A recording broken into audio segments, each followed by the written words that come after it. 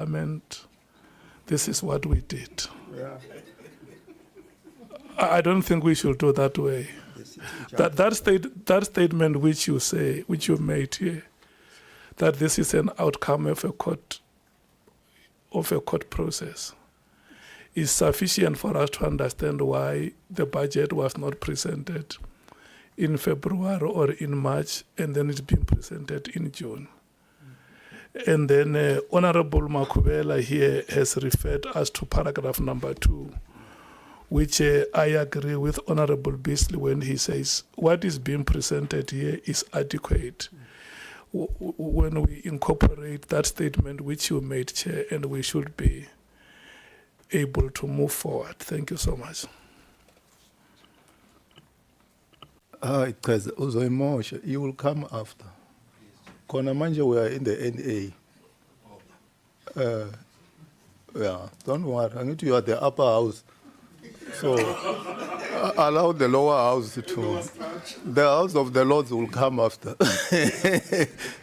Don't worry. We'll come to you. We don't want to dilute the process. Somebody comes and says, you see, it was a mangal moose. So on Suknu, a mangal moose. Honorable Van Rooyen, you are the last, and then we move to the next. Yeah, Chair, back to the process matter.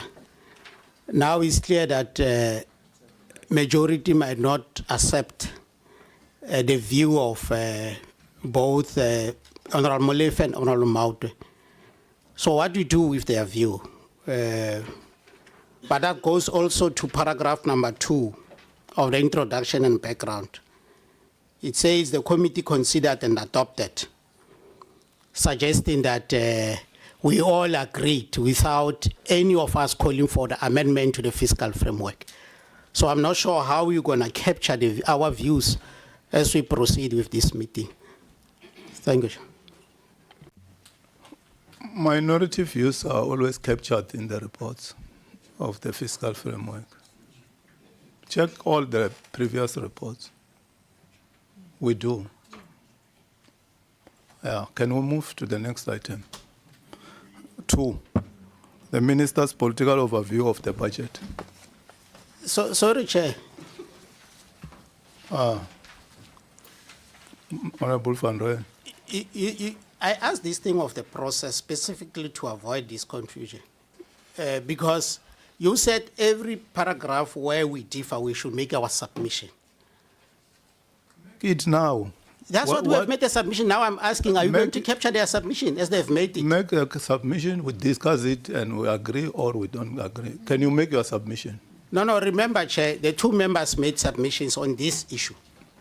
Honorable Van Rooyen, speak for yourself, don't speak for Honorable Maute.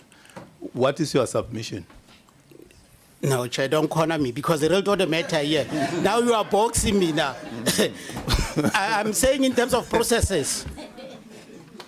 They've made the submission differing with the submission which is in the report. So where are you going to capture it? I'm making a submission now, which is differing with what is captured in the report. Why are you going to capture it? That's a simple explanation that you should be providing to me as a participant in this meeting. Which is your submission? No, I'm saying I here, had Honorable Molefe's submission. What are you submitting? the committee considered and adopted. We didn't all adopt this report. We called for the amendment of this report. So why are you going to capture this here? Which report are you talking about? The report that you are referring to, the Fiscal Framework and Revenue report on the 2nd of April 2025. The result of the matter is that we didn't all call for the adoption of that report. Look at that report. It has got the views of EFF, MK, DA, those parties that disagreed with the report. The views of those parties are well captured in that report. Yes. You can open it now in your head. No, the result of the matter, Chair, I'm not necessarily covered by your response, because it's clear that most of the submissions that you are going to make are not going to be captured. No. You are contesting the report of the 1st of April. If you look at the report of the 1st of April, it contains even the minority views. They are there. Chair, I'm not contesting that report. What I'm are you saying in terms contesting? of capturing here, it's not correct to conclude that the committee, without even citing that with the opposition from. You are not saying anything about we didn't accept the adoption. We call for amendments. And you are not saying anything in this report. And that's a specific question. The majority who were in that meeting adopted the report, and the views of the minority were well captured in that report. Thank you very much, Chair. Why don't you cite it here?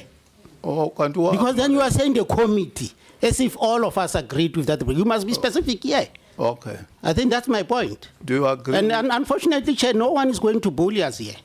Unfortunately. Oscar Kwata, we agree our majority adopted the report and the views of the minority were captured.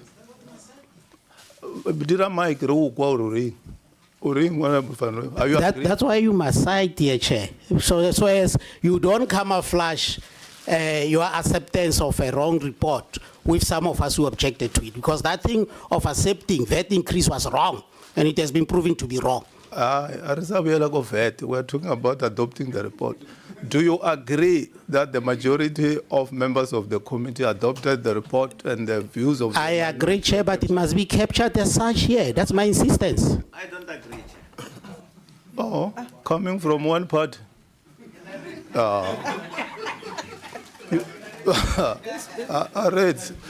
It's a democracy. Can I raise my point, Chair? The Bill of Rights protect the rights of individuals. Honorable Mlif.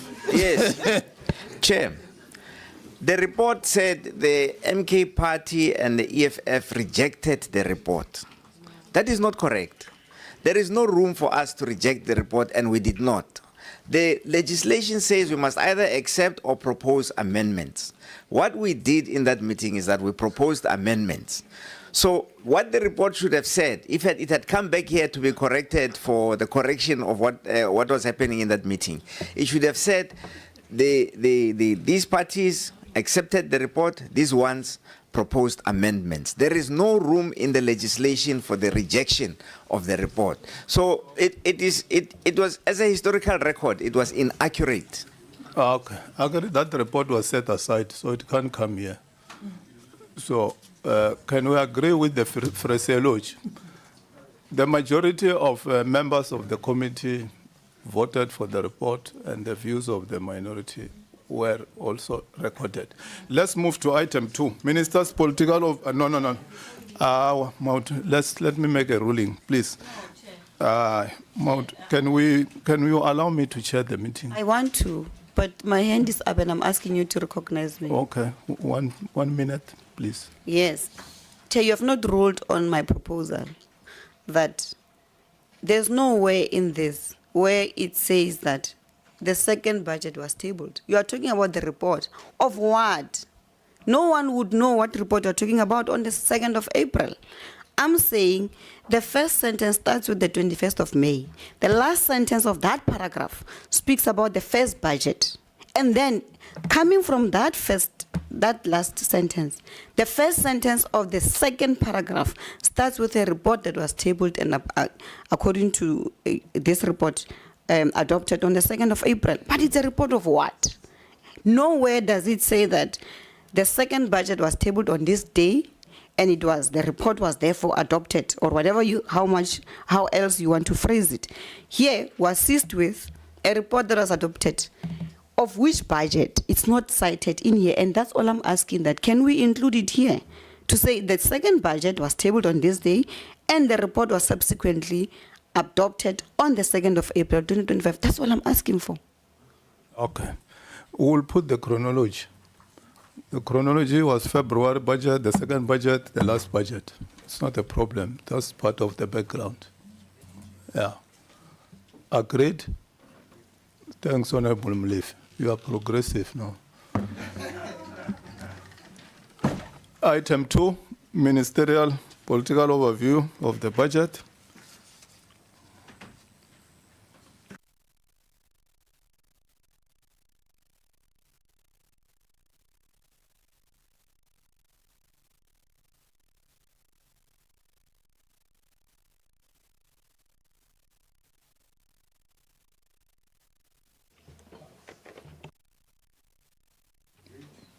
Only dribbling today, Honorable Van Rooyen.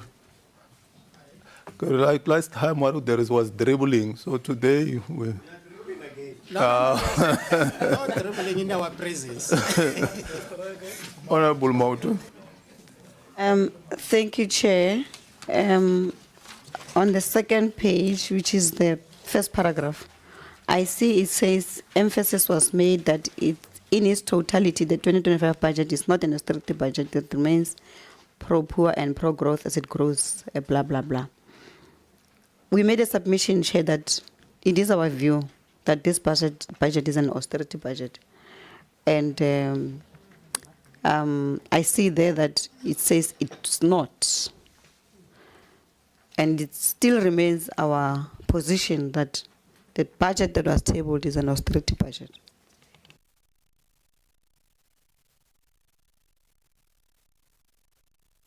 Okay, we'll come back to that.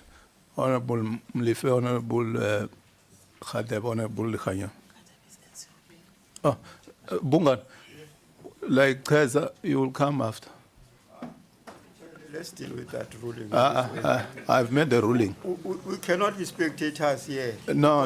We are jointly dealing with this thing. We must make an input. So what we could have done then is just allow them to deal with it and then come back later. You will have your Put it time, on our Bunga. own. I check. No. Bungan, when you know the rules of parliament very well. Yeah.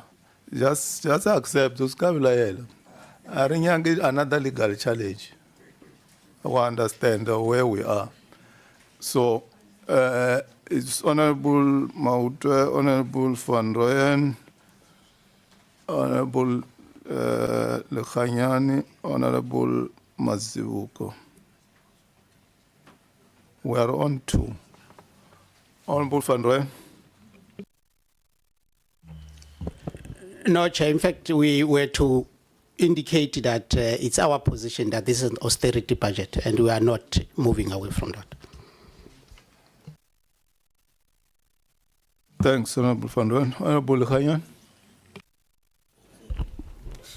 Chair, if you read that statement, the statement does not say this budget is not an austerity budget.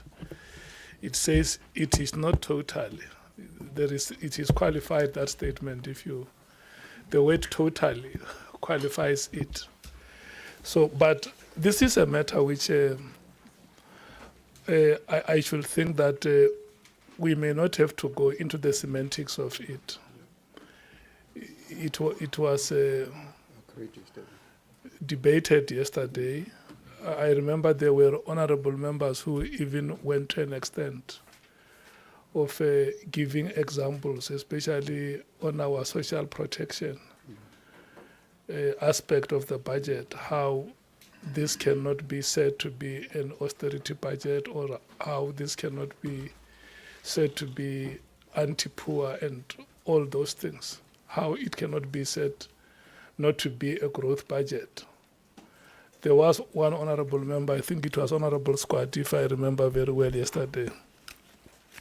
But look, Chair, the long and short of it will be to say, if honorable members are making submission, the approach that we took on the introduction and background, let's follow the same approach and not derail the meeting. In fact, what I will suggest you do is where there is a contra review, let's just record it the way you said it from the onset when we started to say the majority adopted the report and minority views were recorded. I think that is the approach which will help us to move forward. Thank you so much. Thanks, Honorable Khayan. Honorable Mazuk. Thank you, Chair. Chair, maybe I don't understand the process or I'm naive. Item 2 is about the political overview of the minister. And the minister said this is not an austerity budget. So we want to change what the minister said. Because item 2 is about what the minister said in his political overview on the budget. So I'm not sure why are we dwelling on item 2. Thanks. Okay, this is a political debate. At the end, we'll have to proceed. We can't suppress it. Honorable Mlife, then we. Okay, we record the view EFF. Chair, the reason why this budget is called an austerity budget is because there was an increase in expenditure of a real increase of 0.8%.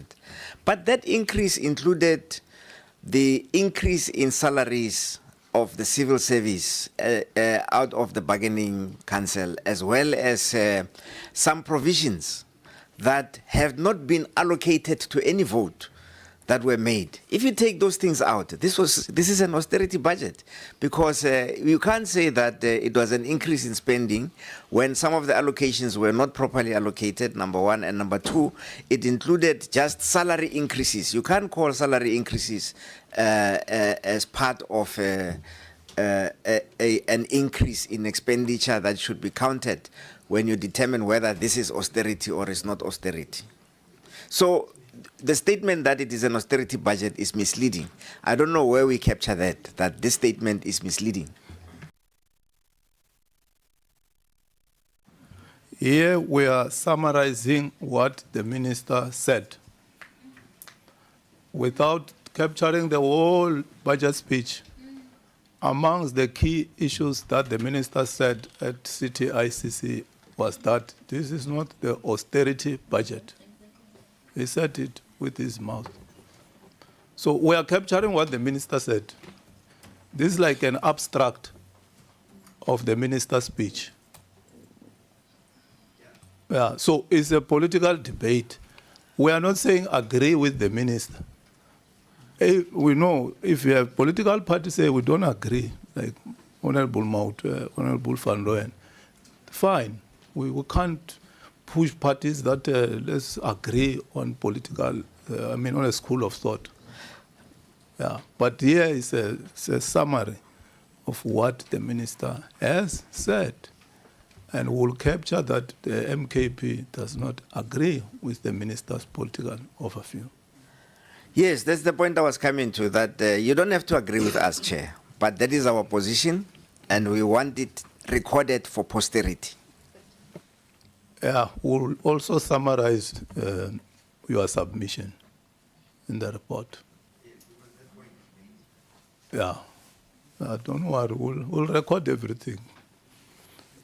3, overview of the 2025 Fiscal Framework and Revenue proposals.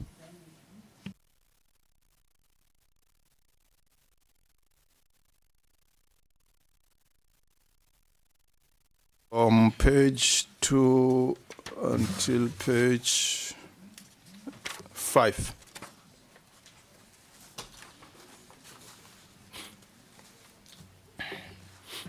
Honorable Khanya. Chairperson, that is supported.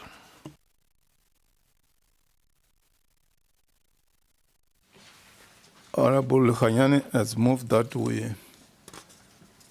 adopt what is contained in 3. Honorable, Bungani. Honorable Chairperson, greetings. Let me also note the other members. Honorable Beasley, Honorable Malife. Yeah, over to you, Bungan. Greetings to you, Honorable Chairperson, the Honorable Minister, Honorable members.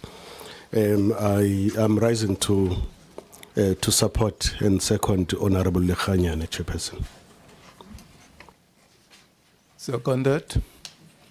Honorable Beasley. Covered, Chair, and I second thirded. Honorable Beasley, second. Honorable Mlife. Chair, we note that there is a proposal that is seconded to support the fiscal framework, but we have raised our concerns with the fiscal framework, and they are detailed in a document that has been submitted. And we hope that, I don't know how those are going to be captured, because we have in fact made proposals for amendments that are there and that are far-reaching, Chair, that if implemented would change this fiscal framework completely. Yeah, we'll summarize them, like I've said before, and say you don't agree, and this is what you said at the end. Honorable Mountain, Honorable Van Rijn. Thank you, Chair. On page 3.2, I see there in red, it says captured in paragraph 5 below, and there's a question mark. So I don't know what, firstly, the paragraphs are not numbered, so it can't be paragraph 5. If maybe it's a 0.5, that would mean that it starts on page 11, which talks about public participation. If not, then the next section is proposed amendments to the fiscal framework. So I'm confused on what that in brackets means.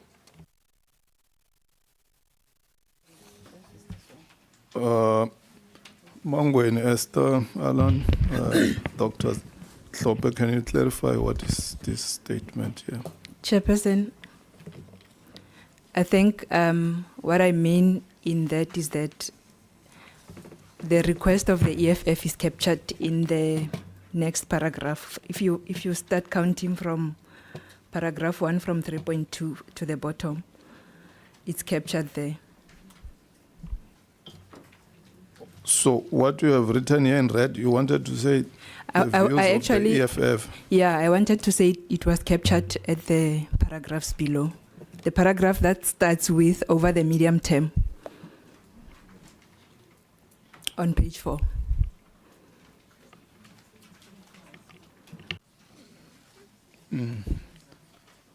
So EFF is accommodated. Treasurer General. Uring katawe.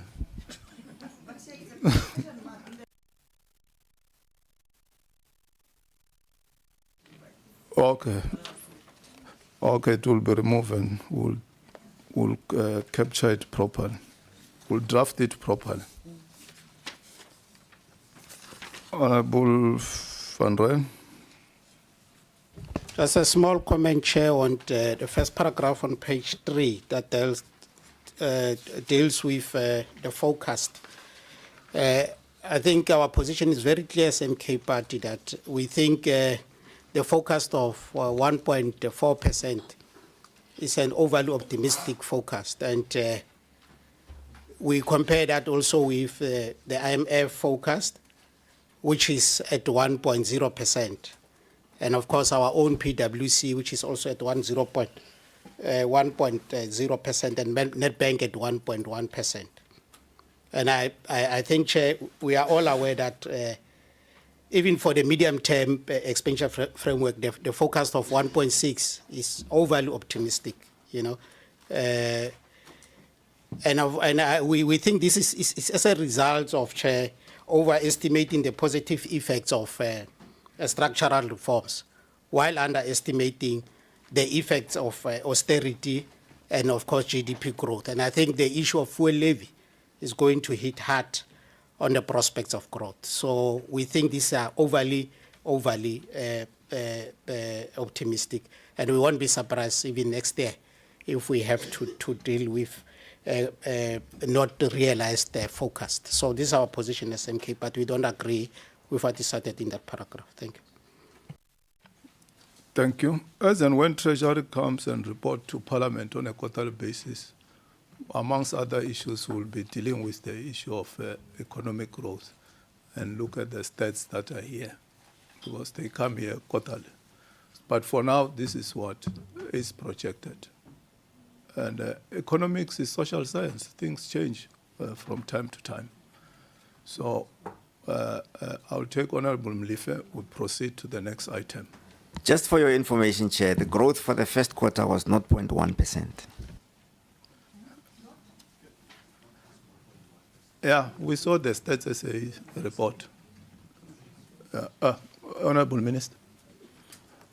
You want to you are clarifying. You are not participating. I'm not participating. So that, but you diluted my discussion. I'm just clarifying one issue. Yeah, Secretariat put it in writing know, that the minister was Honorable- clarifying. As Honorable Lefe will say, will know, in Economics 101, we are taught an important phrase called ceteris paribus, which means all things remaining equal.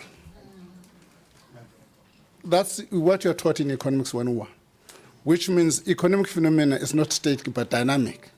What that means, if you look at the presentation we did in March on the numbers, is different from the numbers we tabled in April because of the economic changes. Now that there are economic changes, we don't do changes in Treasury every month.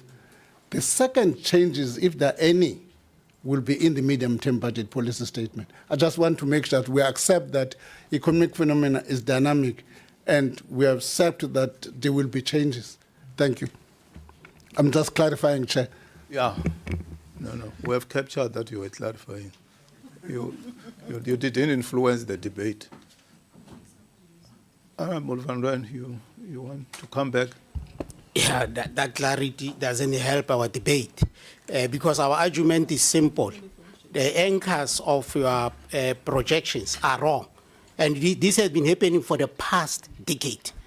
We are not speaking of once-off prediction here. We are speaking of something that is well recorded. National Treasury have been missing its targets for the past 10 years. So I'm not sure, Chair, what we are arguing here is not about those lectures that some of us went through many years ago. It's all about we are basing our projections on wrong variables. And that's why we forever miss targets, you know. Thank you. Okay. It's a point for debate. Do we agree that we proceed after the second one? Let's move. The views of EFF are captured in paragraph 5, TG. Yeah. Well captured. In a question mark EFF, so under paragraph 5, EFF is catered for. Let's move to 4. Summary of the input received from. The minister is requesting to be recused because to apologize because he has got cabinet commitments to attend to. The separation of powers. Can we release him? You are living with the DG minister, so we're clear. If you want him, he can remain, but it seems to me it's a committee deliberations. I don't know. Where are the other officials from Treasury? Yeah.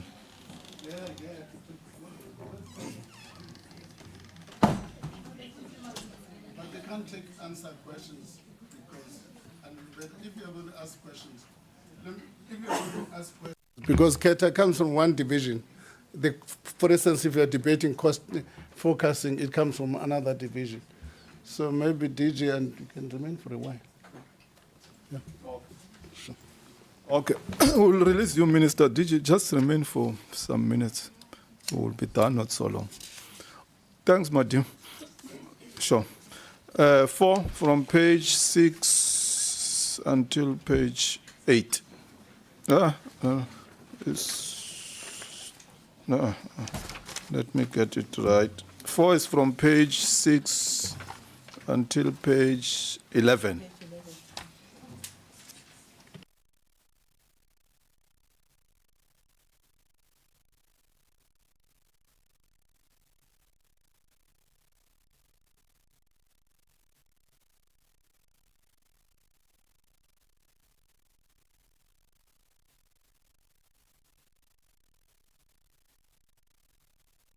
Can we move? Honorable Beasley? Chair, I move that it be accepted. Thank you. Thanks.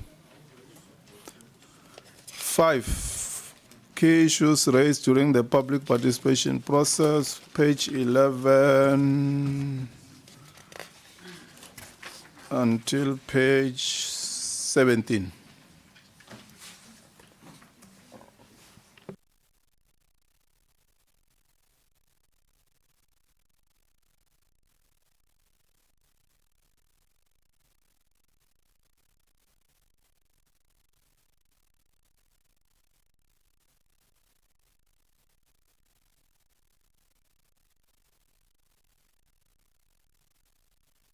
Agreed? Okay. Let's move to 6, committee's observations and recommendations. It's from page 17 until 24. In most instances, we process this chapter item per item. Honorable Dr. Beck. That's what I was going to propose. Honorable Van Rooyen. Just checking, Chair, on the proposed amendments to the fiscal framework, does that, in compliance with the Money Bills Act, we are amending the fiscal framework? No, I just wanted to check in terms of processes because the heading is very clear that we are proposing now amendments to the fiscal framework. Does that mean in terms of the Money Bills Act, we have agreed to amend the fiscal framework? We are not amending the fiscal framework here. We are dealing with recommendations. Amending the fiscal framework, you have to go through the process. I'm not sure if you are following my question, Chair. But why do you interject when I'm speaking? Oh, sorry. Yes. Here in recommendations, we are looking at enhancing the recommendations that are here and not amending the fiscal framework. Fiscal framework is one thing, recommendations are another. And there's a process to amend the fiscal. If this is wrongly captured, we have to take it out so that it does not dilute our report. Esther, what was this reason? Chair, that's oversight on my part. I was supposed to delete that. I was taking notes as members were speaking yesterday, so that was not supposed to be part of the latest report. Apologies about that. Okay, thanks. Honorable Van Rooyen.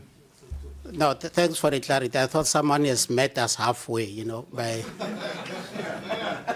Oh, okay. Oh, No, I thought the majority has been trebled, you know, so... Oh, okay. No.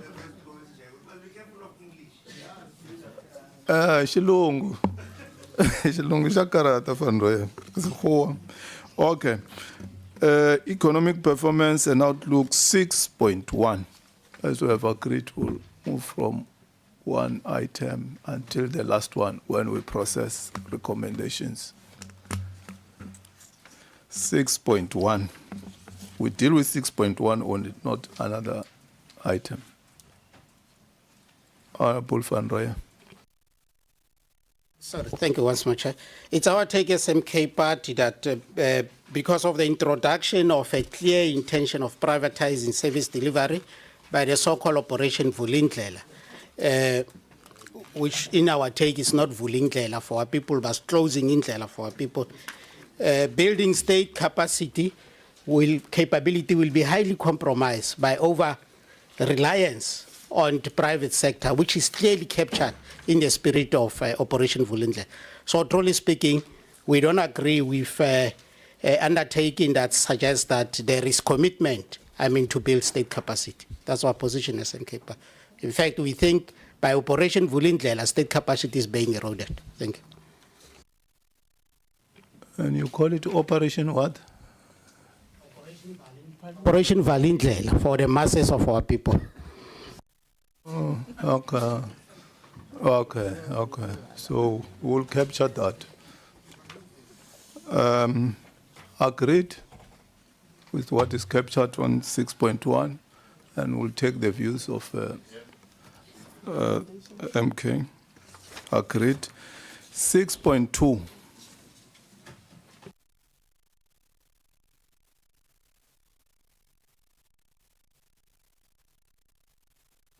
Agreed. Okay, thanks. 6.3. Honorable Mlife, 6.3.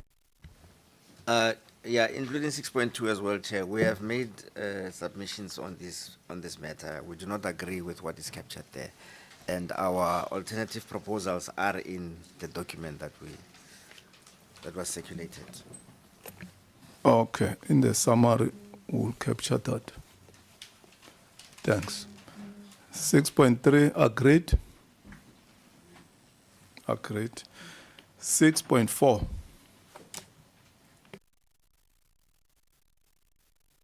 Well, our point is very clear, Chair. I can't reiterate what I've said. Or Operation Valindle. Yes. Okay. Honorable Mauta. Thank you, Chair. We also submit that Operation Vulindlela does not necessarily stimulate economic activity. Instead, it's enhancing privatization of the SOEs. That's what we are submitting to the committee, and therefore, it will not assist in stimulating of the economy at all. If anything, it's a vehicle that is used to privatize state-owned entities. Thank you, Chair.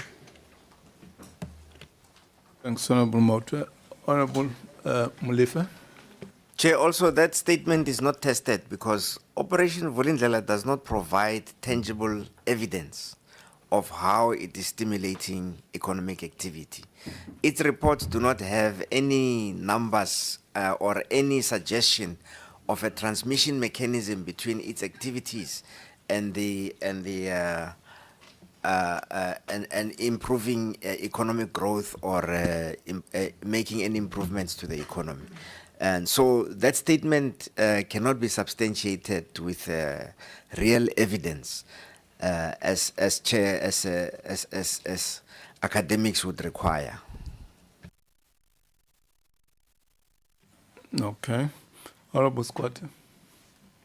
Thanks, Chair. Chair, I thought we have adequately dealt with the matter. I thought it's here because we have ultimately agreed that Operation Vulindlela is an intervention that is bringing about creating and opening up more opportunities, but also dealing with the weaknesses in government. So we have adequately dealt with it. It is not how they are and how they want it to be. So I think let's agree, Chair, that we have adequately dealt with the matter. Thanks, Chair. Okay, as agreed, we will capture their views that they don't agree, but the majority agree, isn't it? Okay. 6.5. Honorable. Yes, we have made our point, overly optimistic projections, which are not going to take our economic growth anyway. So we don't agree with what is captured on 6.5, Chair. Okay, record that.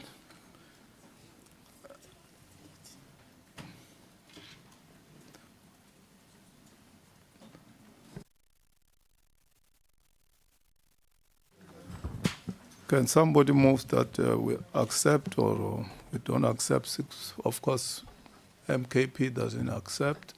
Let me take Honorable Mauta.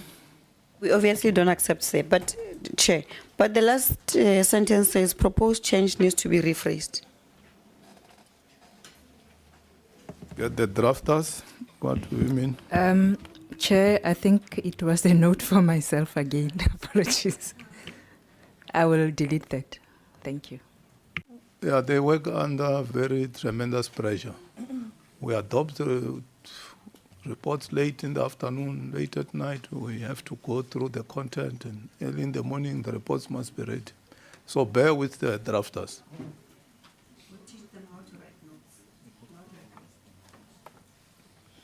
I'm out. The Ramsad woman like that. If it was a man saying that, you will not. You were going to take serious exception. Honorable Makoe. Chair, on 6.5, I want to propose that we accept the forecast from National Treasury, understanding that various institutions will forecast using their own tools.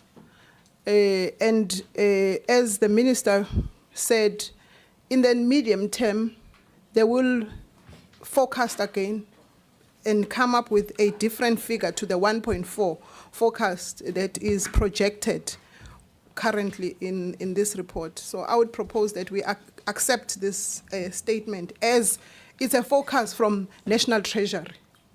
It's not our forecast. It's not individually so, as members would say that they are forecasting it. Status A forecast yesterday to 1%. So it does not mean that Treasury used different or used tools that are just overly exaggerated. Thanks, Chair.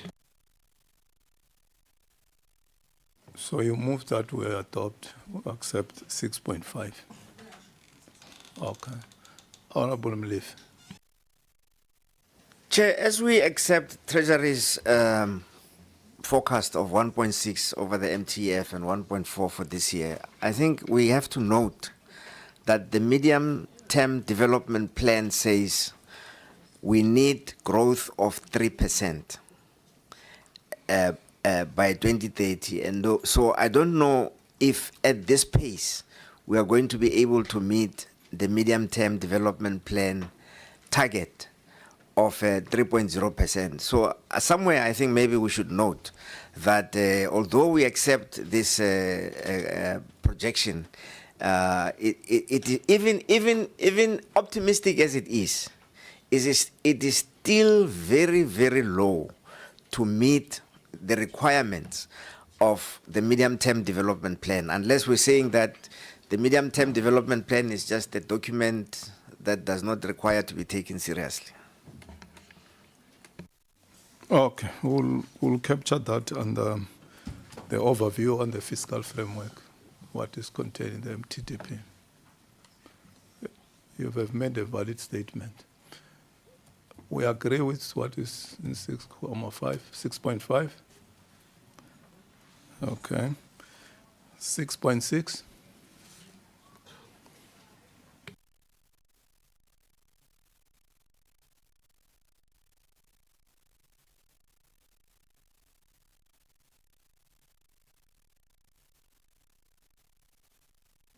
Agreed.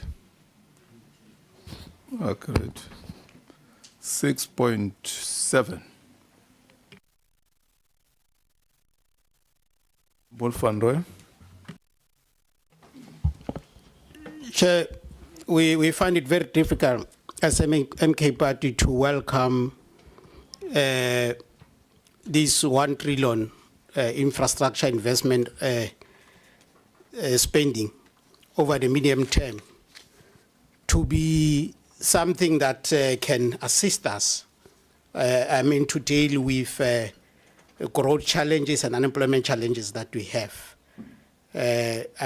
Welcoming this to us is more like we are trying to, as earlier indicated, I think yesterday it was indicated by my comrade Honorable Molefede, it's like we are dealing with trying to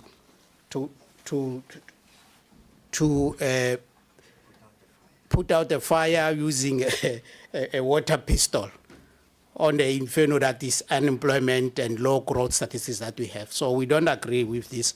This is close to, I don't know, it's a droplet in an ocean. We need more. To create jobs, we need more to grow our economy. So we don't agree with 6.7. Okay, taken. Thanks, Honorable Van-Roy. Honorable Maute, Honorable Mlefe, Honorable Squat. Yeah. The first sentence says the committee notes, and we would have thought that it will flow like that.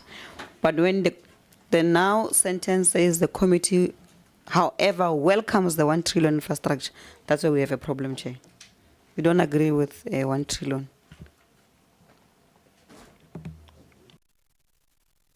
Okay, thanks. I'll record that. Honorable Mlife.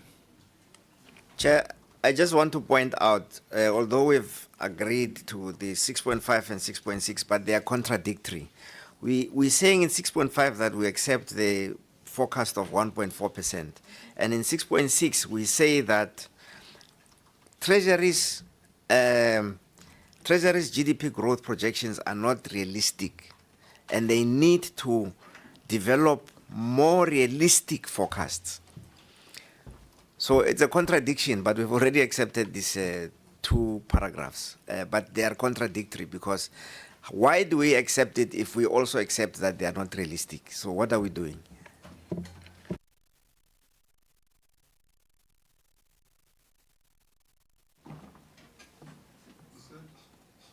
Contradictions 6.5 and 6.6. Okay, we'll look at it. But now that we have adopted the items, and now we're at 6.7, we'll look at it when we do the final report.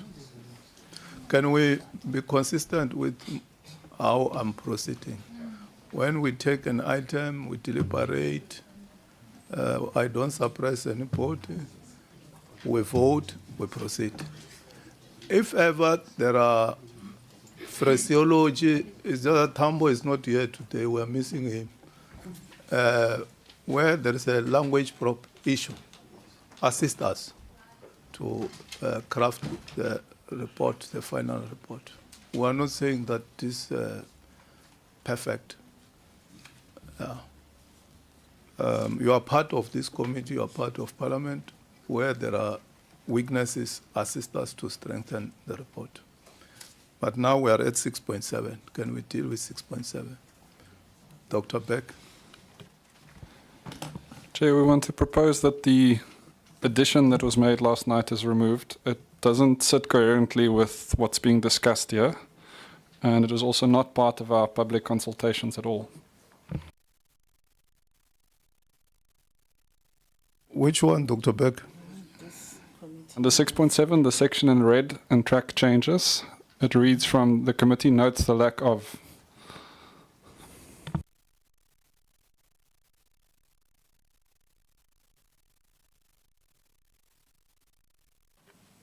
What was the capturing? What was it that was recommended yesterday? I'll come back to you, Honorable Squat.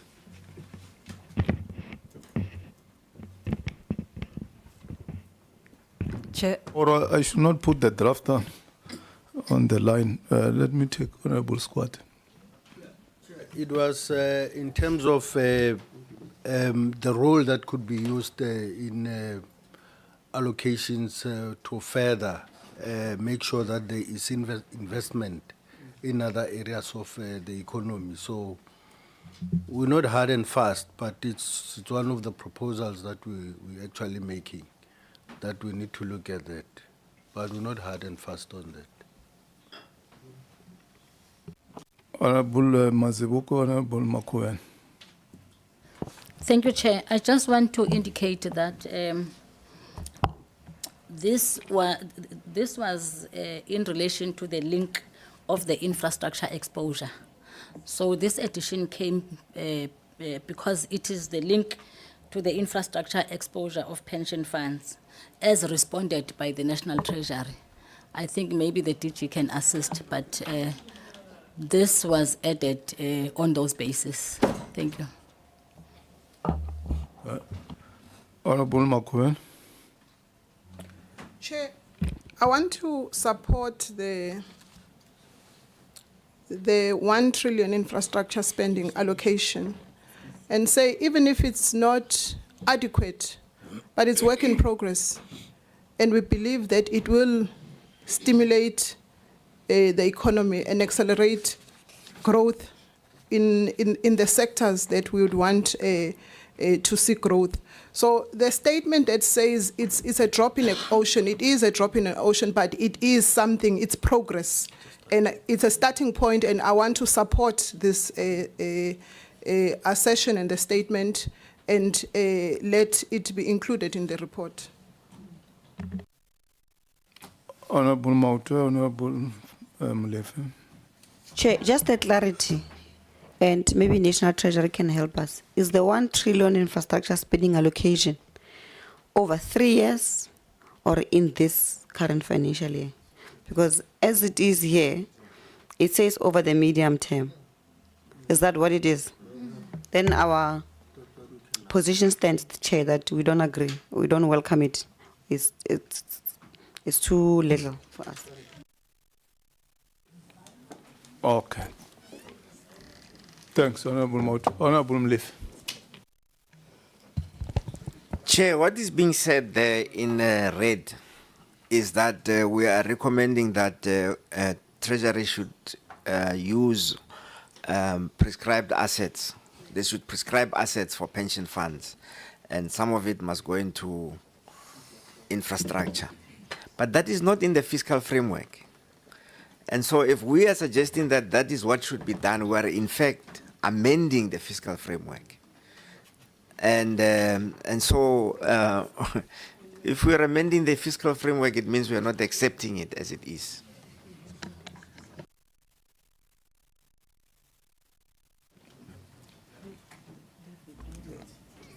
Wait, Honorable Ryder. We are still in the lower house. Allow Beck and Alexander to. I don't know. Share the notes with Dr. Beck and Alexander.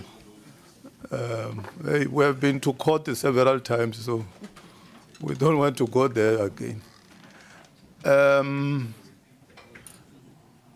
Where's Advocate Jenkins? Yeah, Advocate, can you assist? And PBO, where are you? Okay. Huh? Before PBO and legal.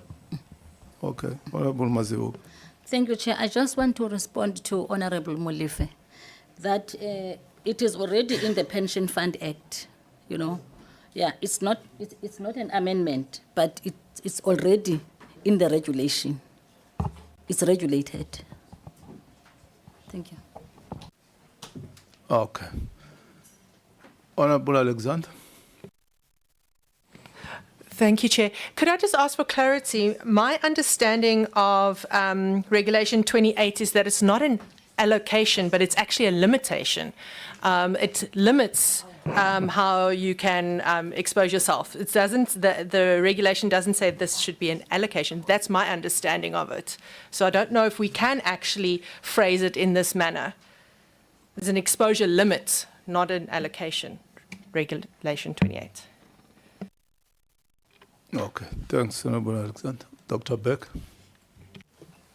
I'm going to try and assist by bringing a couple of thoughts together, Chair, but feel free to stop me if you consider that your role. It sounded like we're saying we are welcoming the 1 trillion rand infrastructure. That's what I heard one of my colleagues saying. So we're aligned on that. The first part of it can stay. The second part, there seems to be some contestation on what that actually means and whether it sits coherently with the first part. And so I'd come back to my initial suggestion that we bin the part that is now written in red and move on. Agreed, Chair. Agreed. Okay. Look at it at some other point with Treasury. Okay, Honorable Van Rooyen. What are the what watch here? You can see.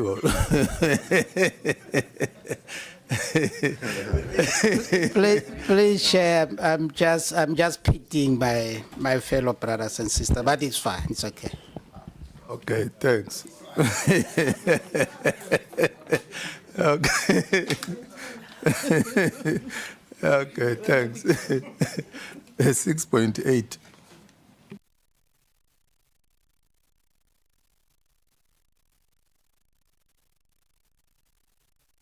Agreed. Thanks, Honorable Beasley. 6.9.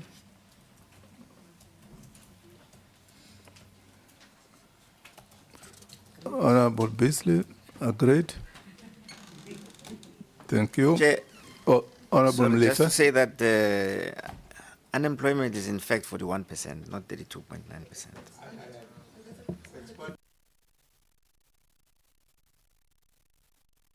10% people, where are you hiding them?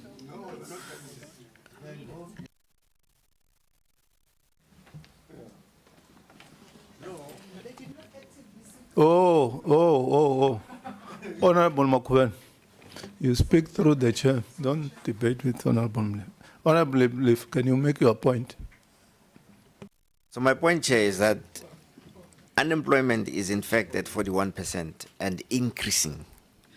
And so I think we should capture it like that, because if we say it's 32.9%, we are putting the other 9% under the rug and pretending that they don't exist. What are the official stats SA's figures? Let's record what come from stats SA. Can we get the right stats? Sure. Esther. Chairperson, there are two definitions of unemployment, the narrow and the expanded. So the figures that are normally quoted are the narrow definition figures. So this is the narrow definition. Mr. Molefe is correct that if we were to use the expanded definition, then it would be, but it's a decision that the committee can take. Both of them are correct. Thank you. Okay. Honorable Van Rooyen, Honorable Makuben. Mr. Chair, maybe to contextualize why we call it inferno that doesn't require a water pistol, it will be important that we use the expanded definition, because that's a reality. And I think as this committee, we should be the first to accept that this is a ticking time bomb that is facing us as policymakers of this country. Thank you. Honorable Makuben, Honorable Scott. Honorable Chairperson, when Stats SA publishes their stats, they take out the narrow definition, which is the 32.9%. And they further indicate that what makes them exclude the expanded definition, because the expanded definition takes into account somebody who is of the age of who can work but who decides not to work. There are homemakers there who prefer not to work. Yeah. There are people who have not actively gone to seek an employment. So you cannot even include those people. If you put that 9%, it means you are also putting people who prefer. There are housewives, housemen, husbands who prefer not, but they are within the age limit of a person that is defined to be between the age of 16 and 65, who is a person that can be in the active work. So if we say we are going to include all that, we are going to miss the mark.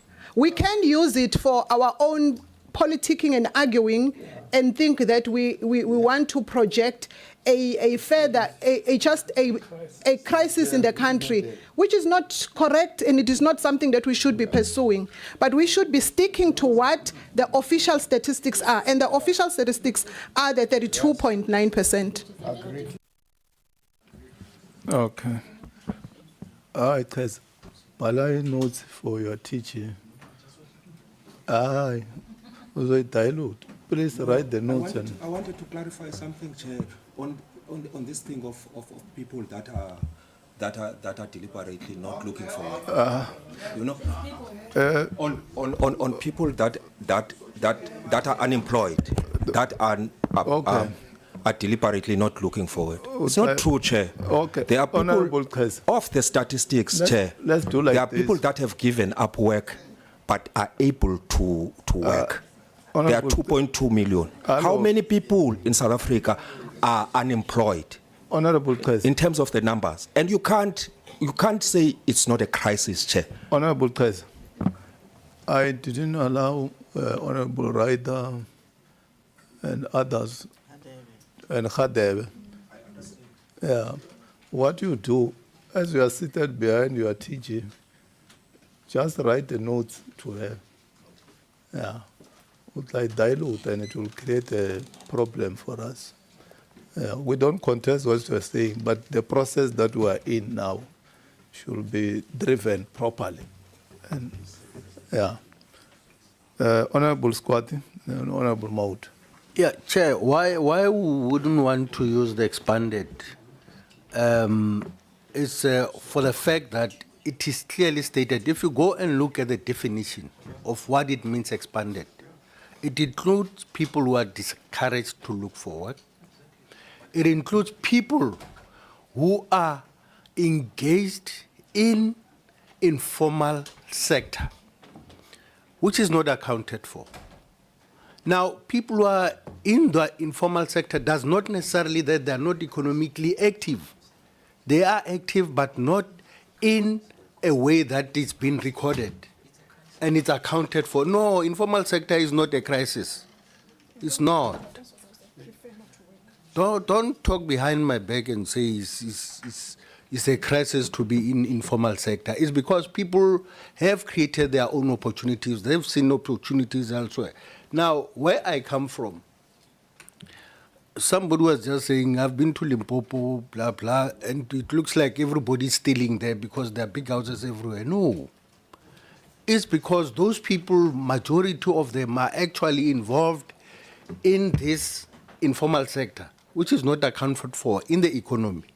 So that does not necessarily mean it's a crisis if people are working for themselves in the informal economy. So I'm saying let's deal with, let's leave out this expanded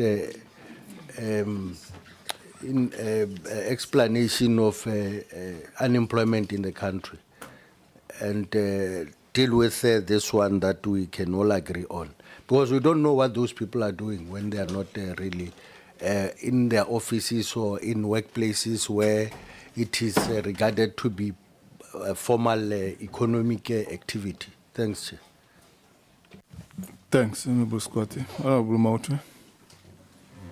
Thank you, Chair. I don't know why we want to politic when Stats SA gives you two things. One, they say it's unemployed, and then the one they say it's expanded.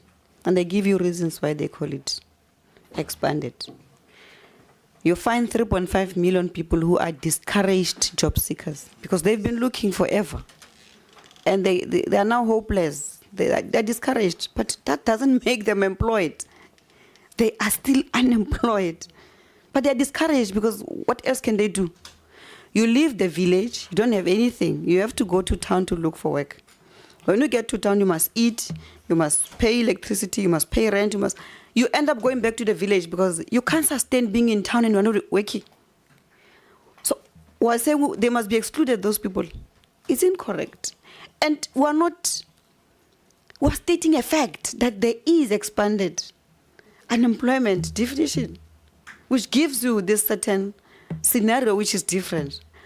We're not doing this for campaigning or electioneering.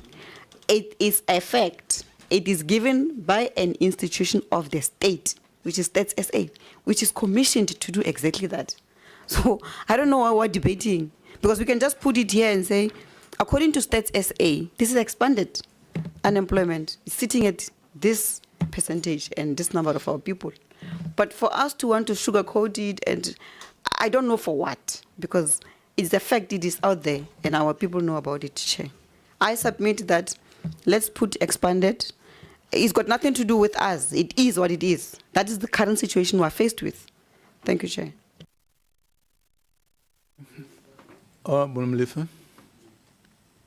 Chair, unemployment is a crisis in South Africa. Even if we take the narrow definition, at 32%, it's still a crisis. And I think maybe we should acknowledge it here. But the 41%, according to Stats SA, is people who are discouraged, not necessarily having informal business and so on, but they've been looking for work for so long that now they are discouraged. They don't even have the energy to go and look for work again. I don't know if this committee should now spit in those people's faces and say, yeah, Lena, you were unemployed and now you are discouraged and so on and we no longer count you. No, Chair, I don't think it's right. I don't think it's right if those people are listening now at home that we are about to say that they don't matter, they should not be in that statistic, they should not be part of the problem that needs to be solved. The problem that needs to be solved is a 41% problem, Chair. It's not less than 41%. And if we reduce it, because we don't want to make it look like a crisis, even at 32%, it's a crisis. The sooner we accept that we have a problem, it's the first step of getting a solution, is accepting that we have a problem. We are now behaving like an alcoholic who's saying, no, I only had 2 beers, I'm not an alcoholic. So, Chair, let's be conservative in the way in which we approach this thing. If we resolve a problem for 41% unemployment and it turns out that in reality it was 32%, it's fine. But if we resolve a problem at 32% and find out that the real number is actually 41%, then we have a big problem because we understated our problem. Let us not mask our difficulties. Let us not tell our people lies. Let us tell it as it is.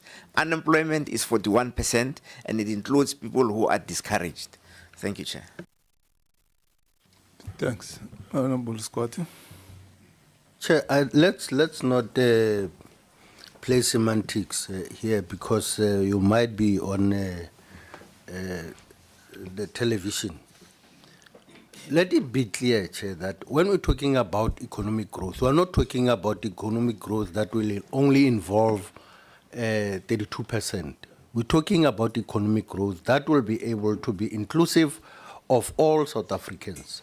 Now, but here we're talking about a particular phenomenon where we are talking about whether the South African economy and the fiscals of South Africa, are they in a crisis? And we are saying no.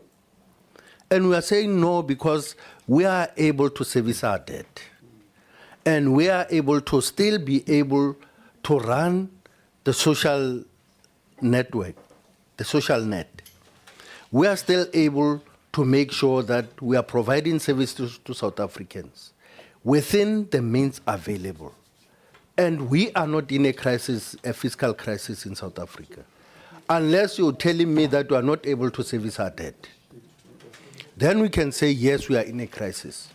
But as of now, we do not agree that we are in a fiscal crisis because we still have a number of options that we can look at in terms of generating more revenue, but we are also able to deal with our own fiscals. We are able to allocate resources to make sure that our people are able to continue to get services. If we're in a fiscal crisis, we would not set aside R1 trillion in an MTF to be able to allocate.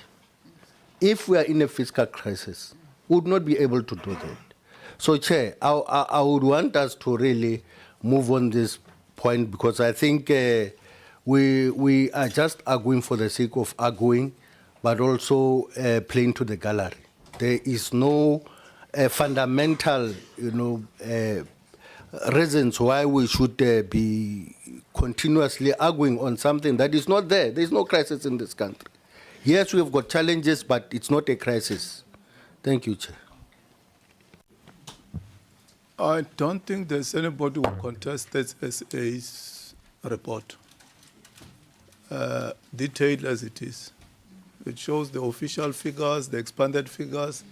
It even goes down to youth unemployment, which is 72, and so let's accept the State SA's report as it is. Yeah. No one contests the expanded figure. No one contests the other definition. No one can contest that the youth unemployment is at 72, which is far above the national average. So let's take the figures as they are, because they are there. Anybody can access those that literature. 610. What is in the State SA? 610. Everything is there, including expanded. We are not taking out anything. We take, no, let's go to 610, please. There are people who want to live here because they've got flights to catch. Are we agreed, 610?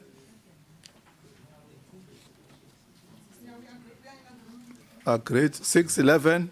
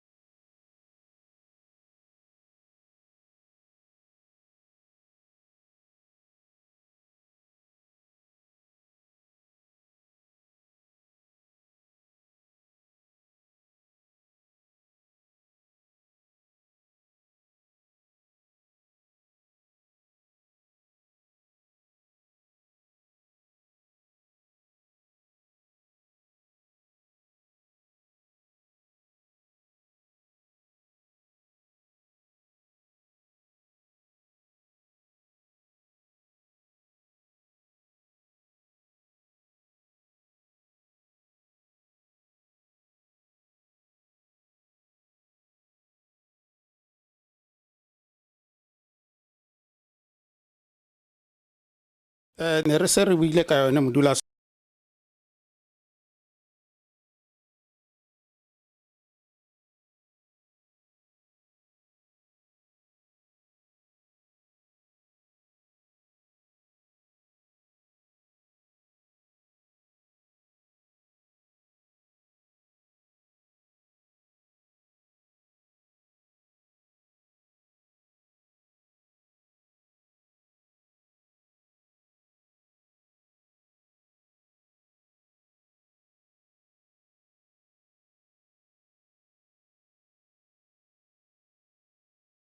And the views of those that says it's an austerity will go to the minority report.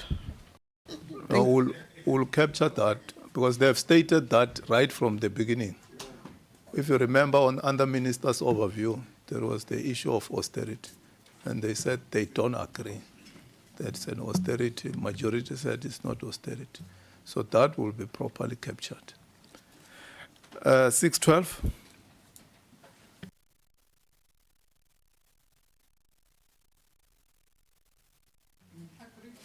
Agreed. 613. Agreed. 614. Agreed. Ma vanu no so on it. We know we will appeal what ukai thambo kasi today. Remesa mtu wa English mo. We need the tambo with the English. 615, Honorable Mlife. No, Chair, I just, because we moved very quickly on 612, you know, that contradicts the view. Honorable that Mlife. This is not an austerity budget. Honorable we're saying Mlife. When we adopt something and then you take me back, I don't think it's the right procedure. Let's move at the same pace. Yes. So let's not go very fast. Don't determine my tempo. We're at 6:14 now. Let's be at 6:14. Chair, I was going to make an input that was going to help this committee in a fundamental way. I've written it down. We go 6:14. And we're at 6:14.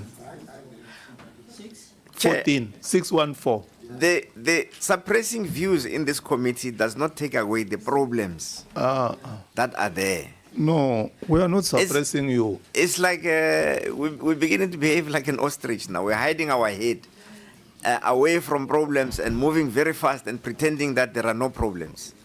We are not suppressing you. We are processing the report.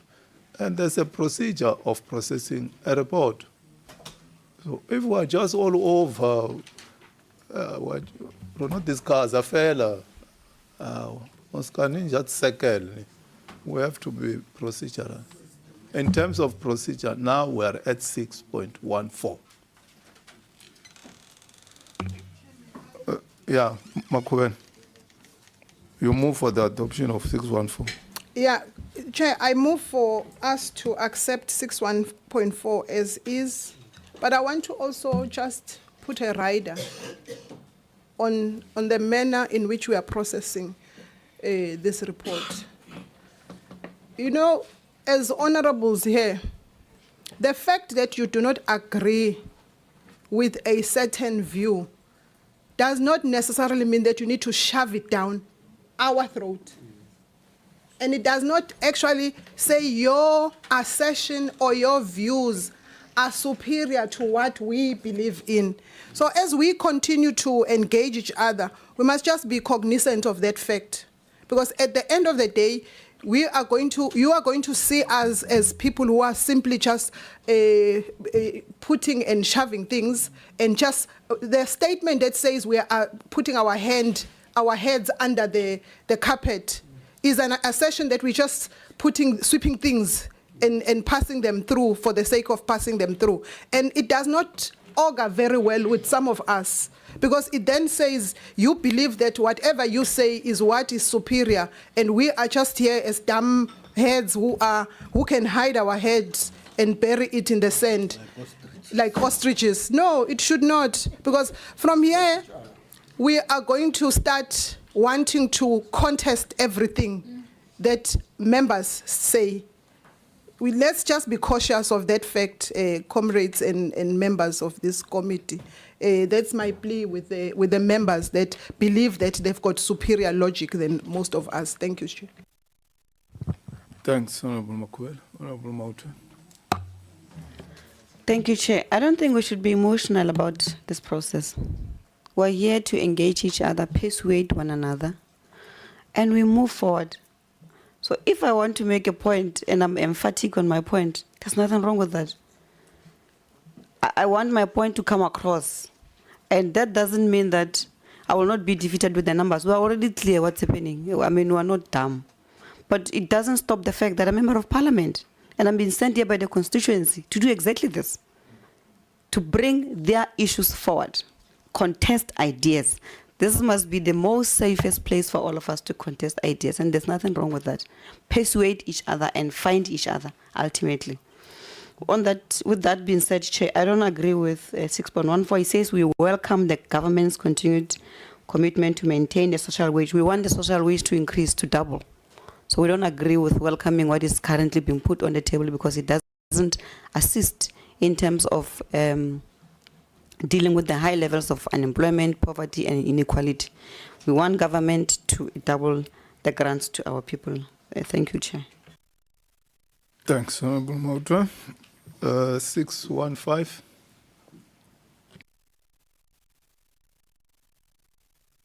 Agreed. 616. Honorable Mlefe. With respect, 615 doesn't make sense, because it says that the committee recommends that National Treasury considers the recommendations made by stakeholders on the potential impact of provincial allocations and credibility of expenditure. There is a recommendation for an amendment to the fiscal framework in 615. But now I'm scared to raise it, because Honorable is going to say that we are just talking, we must just shut up.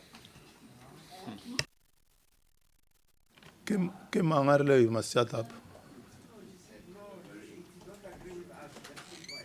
Who's chairing the meeting? Honorable Mlefe, I'm speaking to you. I got this meeting as a chair. Yes, Chair. Are you not protected? No, Chair. I wanted to raise something on 612. And you were very emphatic that we cannot raise things just for the sake of raising them. No. We are at 615 now, and you are raising an issue that is an amendment. Yes, Chair, but you've already passed 615. Can we move at the same pace? Because I can't allow that we adopt something, then we are taken backward. That's what I said. We are not suppressing you. We have given you enough airtime since we started. Okay, 616.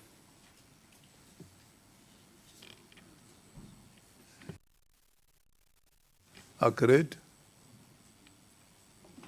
Okay. 617.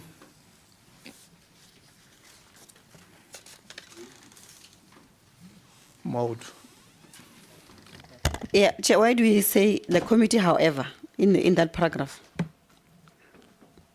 We've been noting. Now we say the committee, however. Is it a continuation of the previous paragraph, or where does it say, however? So you suggest that we remove however? It means it flows from somewhere. Okay. No, you're right. We'll remove it. I agree. You are talking about the drafting style. So if it is out of space, let's take it out so that we have the flow that we note, we recommend. We note, we recommend. So you are right. We take what you are saying. I only a strong point. Even good. I didn't report it. You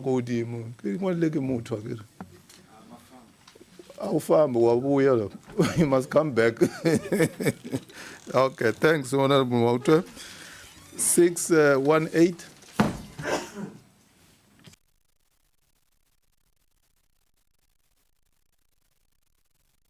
Agreed. 619.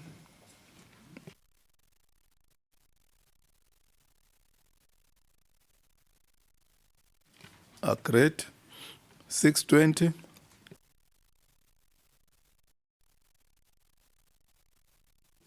Agreed. 621. Honorable, sorry, Honorable Van Rooyen. Chair, I think we should register our analysis of this debt to GDP ratio. 620, if we are all following. Yeah. And I'm not pushing it anyone's throat, but I'm just saying, just note our analysis, Chair. Honorable Van Rooyen, just make a point and not listen to what, because you get the track. Protect me from the chorus. You are protected. Okay. Oh. No, but they keep on asking me questions while you give me the platform. That's a problem. When I speak through the chair, don't listen to other people. Yeah, Chair, it's our take that by comparison, and of course, if we are to look at the world average, our debt to GDP ratio is 95%. And as we are all aware,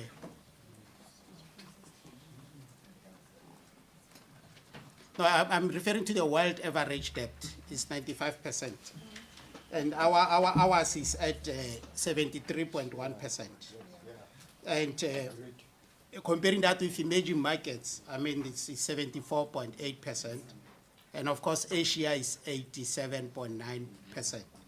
And it's our assertion that South Africa debt to ratio is that's not by world standards. I think our issue here it's debt servicing.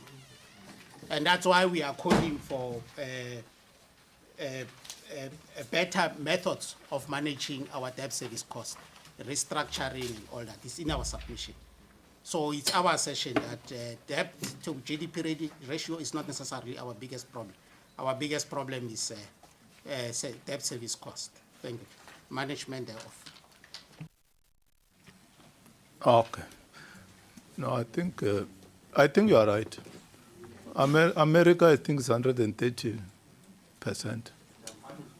Yeah, regularly, when we are point here, right? How do you run this meeting? You keep on talking with your caucus, and then now they are all addressing me. Yes, look what they're doing. Look what they're doing. They are agreeing with you on this one. But then what? This is not how you run a meeting. You must raise your hand and be accorded opportunity to agree or disagree with me. Okay. Okay. I got a background from somewhere, so about my age. So. Please, we are not running a branch meeting here. We are in a committee meeting. Please. Okay, thanks, Honorable Van Rooyen. 621. Agree. Dr. Beck.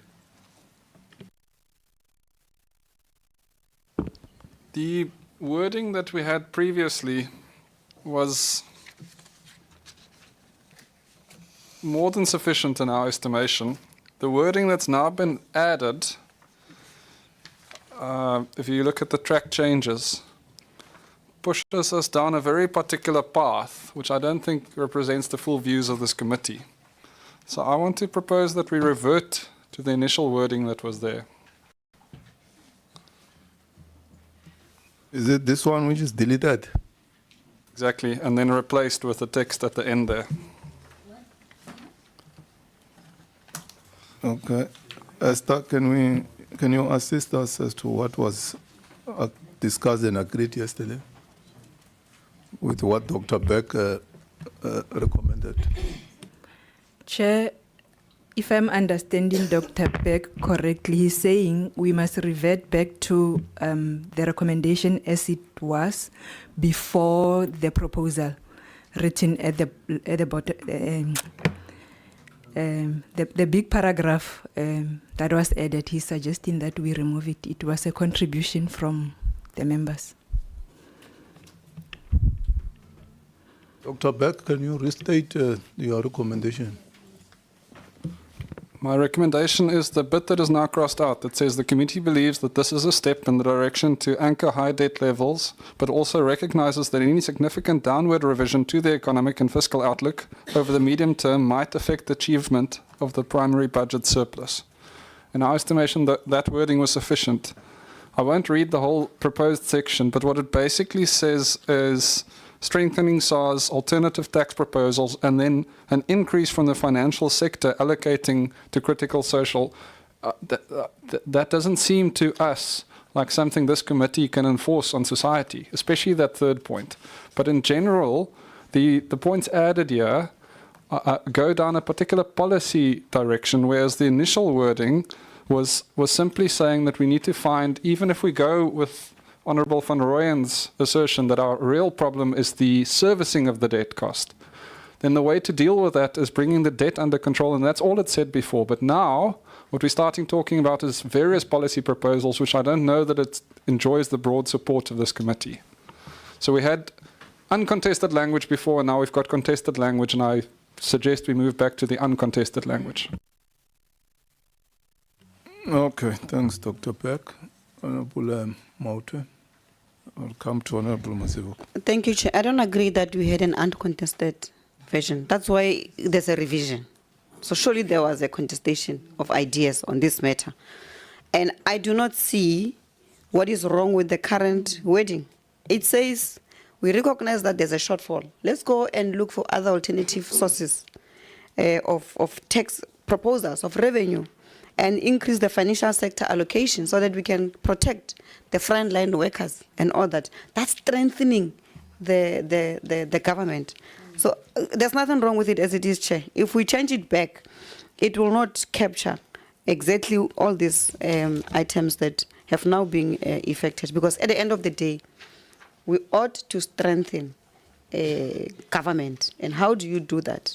You have to go and find alternative sources of revenue and then protect the frontline workers, which is clearly captured here. Unless if you are saying we don't want our government to grow, which will in turn worsen the situation of unemployment, inequality and poverty, and bring about even worse austerity measures.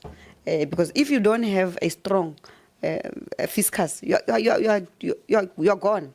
You're going to have to bring austerity. And I think as it is, Chair, we are fine with it. Thank you. What I hear Dr. Beck to be saying is that what has been deleted here and what is added are not contradictory. So we must restate what has been deleted. Dr. Beck, can you clarify? Chair, I think what we said before was that we need to stabilize debt. What we're now saying is the way that we do this is we increase the revenue collection. And we ask society, especially the financial sector, to contribute to what government needs, which is what my colleague from the EFF has just said. But in addition to that, then, we've got a sentence at the end here that says, the PC maintains its position of fiscal anchors and the limitation of binding fiscal rules. Now, I just got here, but I don't know what the PC's position is specifically. And I'm not sure that I want to maintain it. So the question is why we are shoehorning in language at the end of this process here that doesn't enjoy broad support.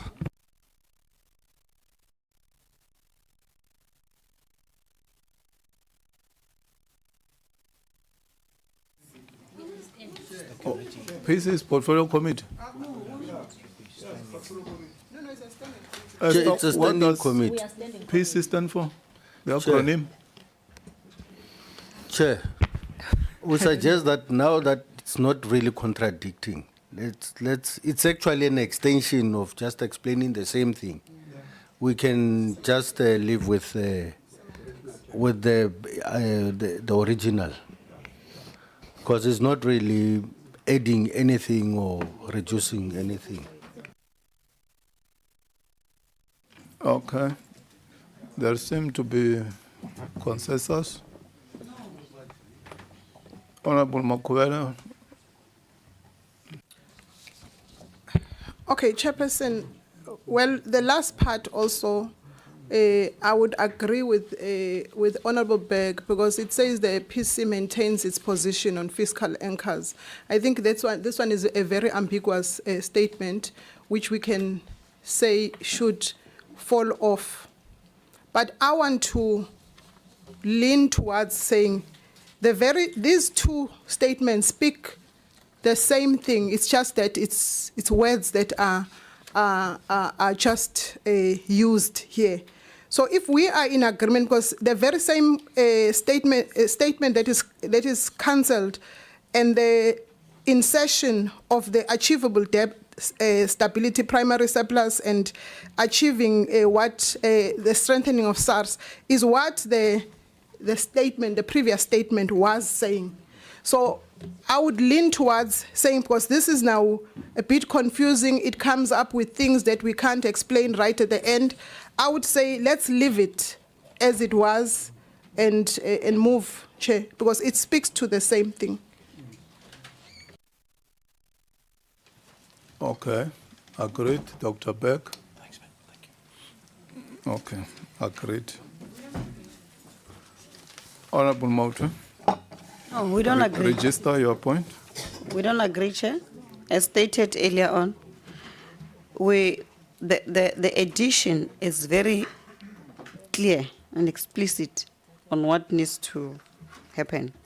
Let's have a government that is strengthened by going and looking at alternative tax proposals and increase financial sector allocation. The one that is deleted is not explicit. It can be interpreted differently. But this one, it's very clear. And it even says to critical social and economic development objectives of government. So we don't agree that we should delete the new edition.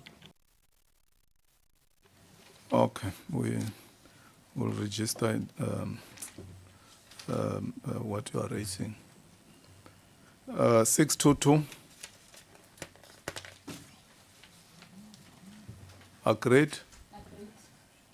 623. Agreed. 624. It's quite a long paragraph. Dr. Beck, Honorable Van Rooyen. Chair, I think the first material change is the removal of not providing bailouts and replacing a recapitalization. I would propose that we maintain the language of saying not removing bailouts. And then again, I'm not sure of the addition there, but if members felt strongly about it, we could perhaps in the session now reword the wording of that addition at the end of how this capitalization strategy should look.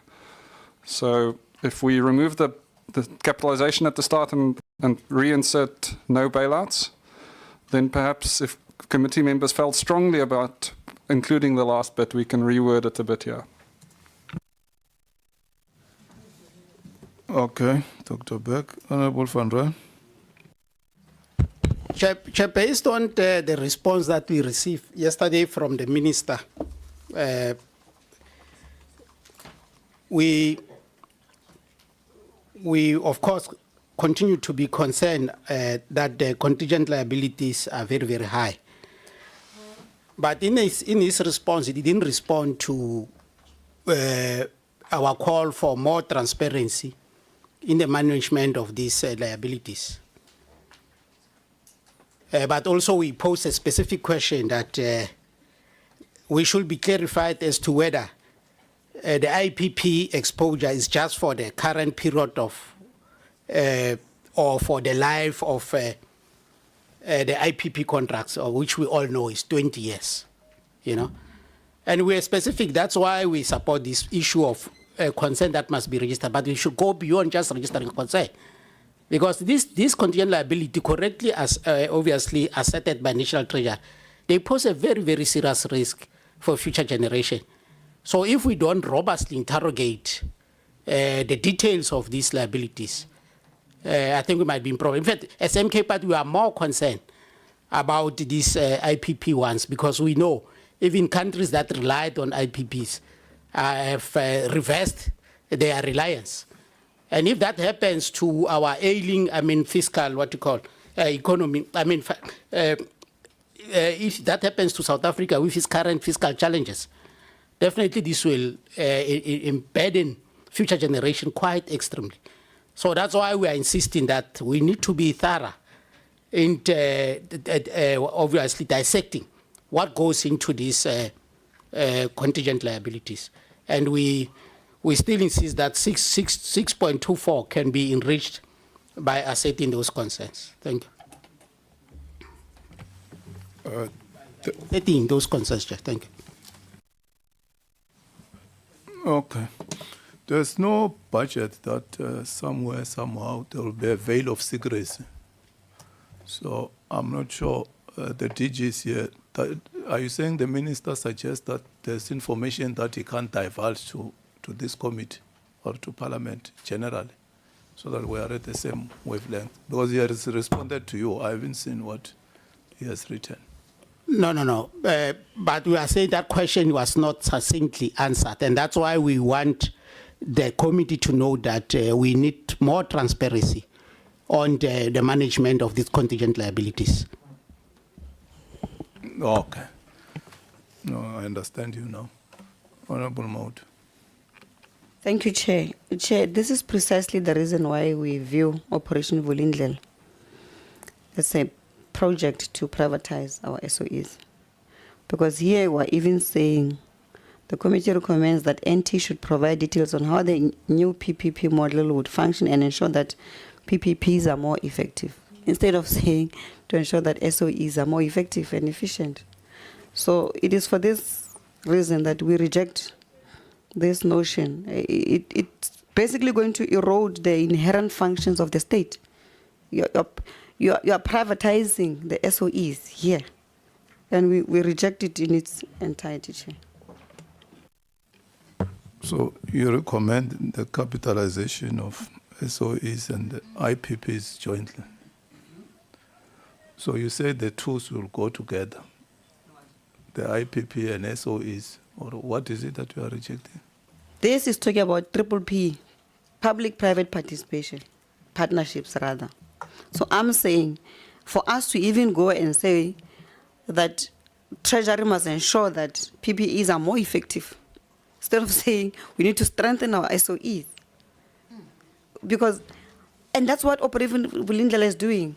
You are bringing in private sector, which is not going to help you with anything. And I've demonstrated this even in the previous meetings. But for us to even put it here and say, let's make them more effective, if instead of saying SOEs, it's completely wrong, Chair. We'll never agree to this. This is precisely us saying privatized state-owned entities. The ultimate goal here is to privatize SOEs. We know, we come from there. We know what we're talking about. I understand the South African economy to be a mixed economy with the participation, strong participation of state, but also the private sector. So how do we lock out the private sector in a mixed economy that we have adopted as this government. We're saying that they are not wanted completely. There's nowhere they should work with the state. And I have to understand what you're saying. That Chair. they should not be brought on board where they have got capacity. Because there's nowhere we are talking about privatization of SOEs here. I understand the centers to be talking about strengthening also the role of private sector, partnering with the state, and does not mean that the private sector will dictate terms for the state. It doesn't. There's a PPP model, and we stated it even last time when the minister was here, that in working on what they call the BVI or whatever, they will come back and give us more information as to how this model is going to operate. But just to reject it even before they come back with the details, is it right? No, Chair, thank you. You've prompted me because I did not want to go into detail. What you are asking them to do at Transnet, go and check what you're asking them to do. They are not bringing infrastructure. They are not bringing rolling stock. They are not bringing any skills. Transnet has been running for over 150 years on their own. You are asking them to come and drive your own locomotives. That's what you're asking them to do. But Transnet has been doing that. So that's what I'm saying. Operation Vulindlela is a way of bringing private sector where it's not necessary. We agree that we are in a mixed economy. I mean, the private sector is everywhere, everywhere. We've got private securities, we've got private everywhere. But here we're talking about a state-owned entity where they do not bring any skills, they don't bring in any money, they don't bring in any rolling stock, any infrastructure, nothing. What is currently happening in these state-owned entities is that they were run down. Brian Molefe is there. He can confirm what I'm saying because he used to run Transnet, and I'm not, his ambassador or anything, but it's because I worked with him. And look at what we did when we were at Transnet. There was no private-public participation anywhere. And ever since we left, it has collapsed, Chair. In our time, we can give you, comrades, you must learn to read. Just go and read. It will help you a lot. Because the reports are there of what SOEs used to do and are doing. And we protect Honorable Mauta to make a point. If we don't agree, we'll raise our hands and state our points. Please. You are protected. Thank you, Chair. So I'm just saying, just go and look at what private sector is doing in the state-owned entities. So I'm not saying we're closing them out, but in what we call state-owned entities, there's nothing they're bringing on the table. I can assure you. And when I say I've lived that life, I mean exactly that.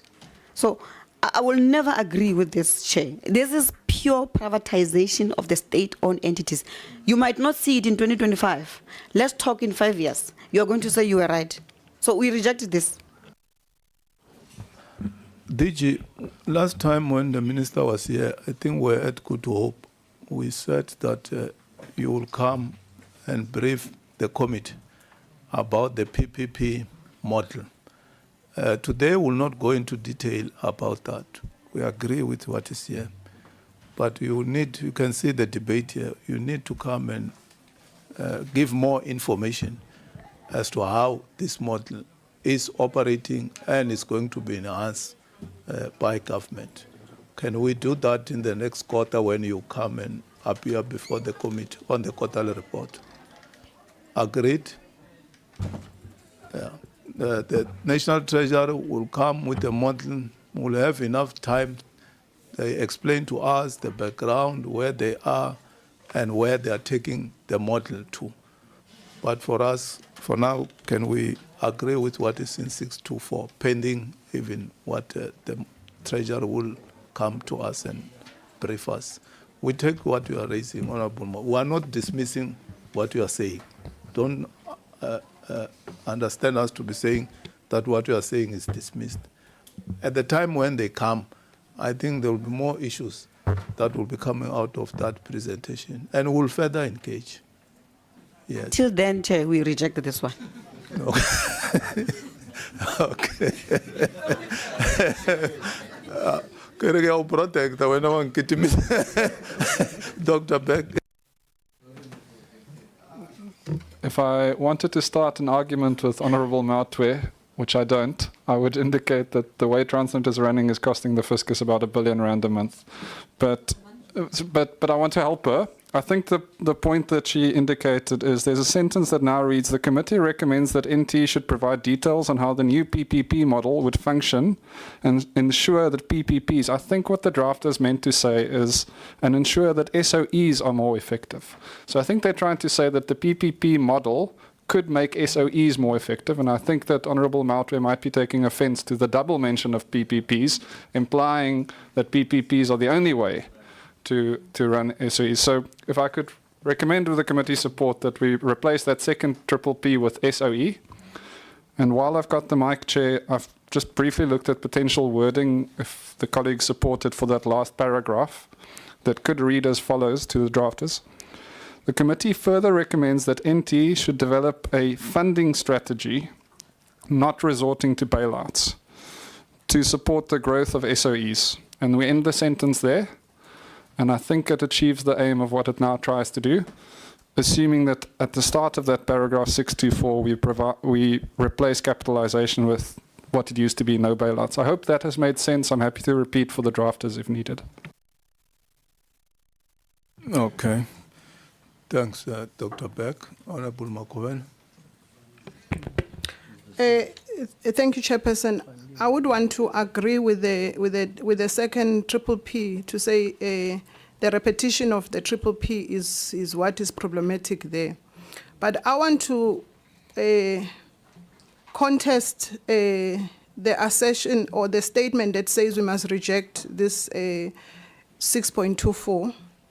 And Chair, I want to qualify this 6.24 support by saying that we are understanding that bailouts are not sustainable to the fiscus, but a capitalizing strategy which brings government and business is the only way to ensure that the lifeline of these SOEs is maintained.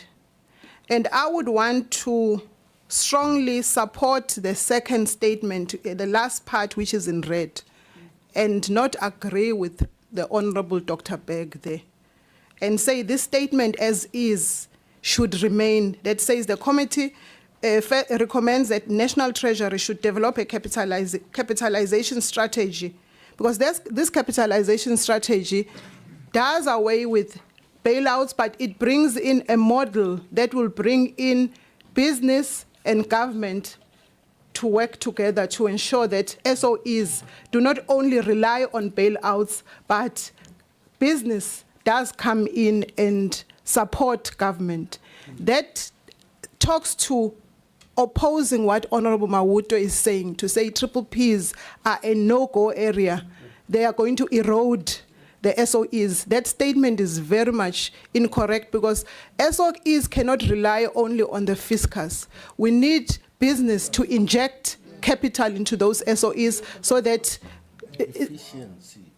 Okay, when you spoke, I kept quiet, and the chair correctly protected you, because you've made your point, and I am fundamentally opposed to you saying that PPPs should not be even considered in the mix of the funding for the SOEs, and therefore supports the statement as it is, Chairperson 2.4. Thank you. Honourable Mliv. I think what Honourable Modo was saying was that during her time, Transnet was profitable. We don't know where these losses are coming from. It's true. It's a fact. Even if some people don't like it. But as far as 6.24 is concerned, in terms of what we're trying to do now, we can either accept it, what is in the fiscal framework relating to what is in 6.24, or propose an amendment. Just for the record, Chair, in the way that it is structured at the moment, It is, we want to accept it and also propose an amendment to the fiscal framework by saying that we recommend that there must be recapitalization and so on and so forth. So I don't think that we can do both. We must choose whether we want to make an amendment or we want to accept what the National Treasury has put before us, which does not include a capitalization strategy.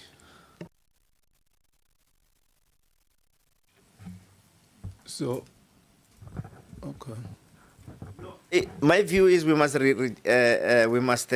amend and not accept the issue of contingent liabilities, the issues that are captured in 6.24 from the fiscal framework. So the fiscal framework needs to be amended to reflect what we are saying here, which is we need a capitalization strategy to support the growth of SOEs. I agree with that amendment.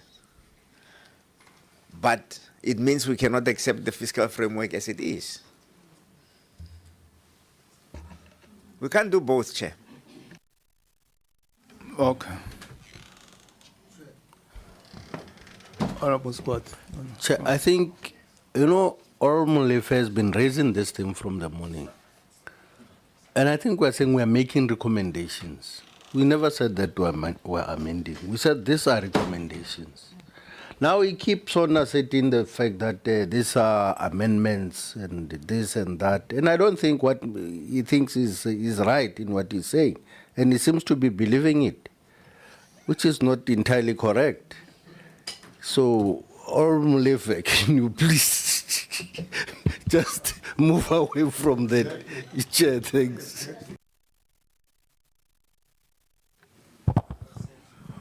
What does the word capitalization mean in the context of SOEs? Because I think the context here is about the definition of the concept. What does it mean in simple terms in relation to SOE, so that we get out of this? Because the context, I think, is definition. We agree that there will be no bailouts, but the statement says further, we must capitalize. What do we mean by that, Honorable Masibu? So that we are at the same wavelength. We should not leave others behind. You know, when you compile a document, there's what we call definition of concepts. It's just that we don't provide it here. Otherwise, we're going to write a thesis. What do we mean? So that all of us say, this is what we are agreeing upon. Thank you, Chair. Chair, I might not be able to give a definition as per the diary. I mean, as per the dictionary of capitalization. Okay. Okay. Proceed. Thank you, Chair. Chair, I'm saying I might not be able to give the definition of capitalization as it appears on the dictionary or Google. However, Chair, I think the capitalization of SOEs should be understood within the context of various mechanisms and interventions, which include the direct equity injections, where government provides funding in exchange for ownership, debt relief to reduce liabilities, and government guarantees to help SOEs secure loans, where they also receive operational subsidies for essential but unprofitable services. So I think that the capitalization should be understood in that context, Chair, to assist the SOEs to be independent and to be stable. Thanks. Okay. Honorable Mokwen. Chair, a typical example of capitalization or recapitalization of a state-owned entity, I would refer to currently Transnet books do not allow it to go out to the market and the banks and get money. into their bank.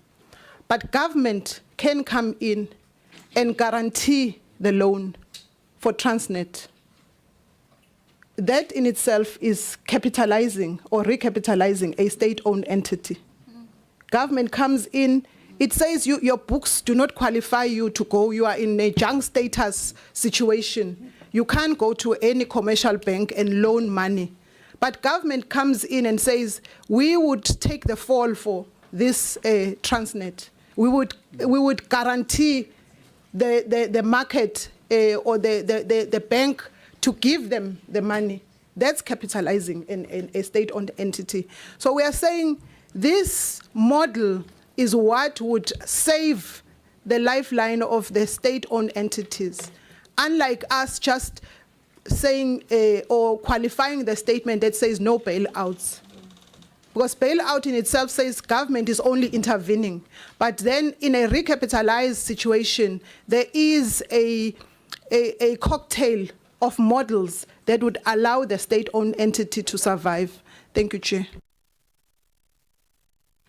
Okay, thank you. Dr. Beck, Honorable Mlife, Honorable Van Rijn, Honorable Mout. Perhaps the other colleagues can go and I can circle back with some proposed wording. If that's okay with you, Chair. You want to propose? If it's okay with you, I'd be happy to hear what the colleagues from the MKP and EFF are suggesting, and then hopefully in the pursuit of progress, suggest final wording so we can move on from this point. Yeah, propose if there's something that you want to propose. Okay, so we've agreed that at the start we are going to replace back the no bailouts, and then I want to say, seeing as we're now debating the semantic definition of capitalization, which seems to be the operative word, that we bin that word and then keep the rest of the paragraph. So the committee further recommends that the MT should develop a strategy to support the growth of SOEs in the positive trajectory while stabilizing SOEs with challenges, recognizing the consideration of the state enterprises bill before Parliament. So we're removing the one word that is causing problems. Okay. That's a recommendation from Dr. Beck. He says we remove capitalization. Yeah.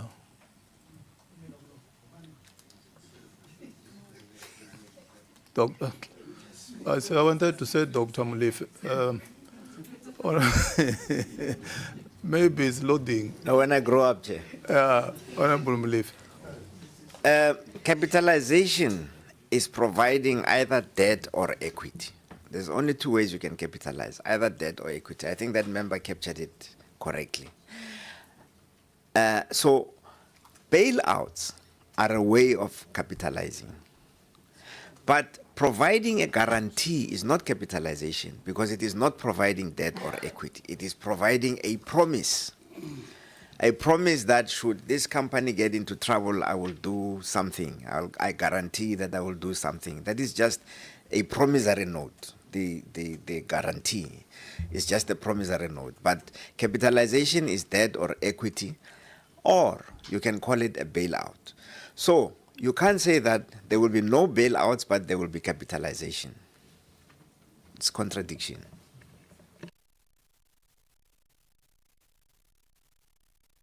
Okay. Chair. I'll come to. Yeah, Honorable Van. No, Chair, I didn't want to participate in this discussion of this SOCOA. I wanted to make a contribution on the recommendation versus amendments. So maybe conclude on this debate, English. I really miss Honorable Tambo. It could have been very interesting committee session. But I wanted to make a submission on recommendation amendments, of course, through you. But maybe we should conclude on this one, maybe before I make my contribution. Okay, Honorable Squad.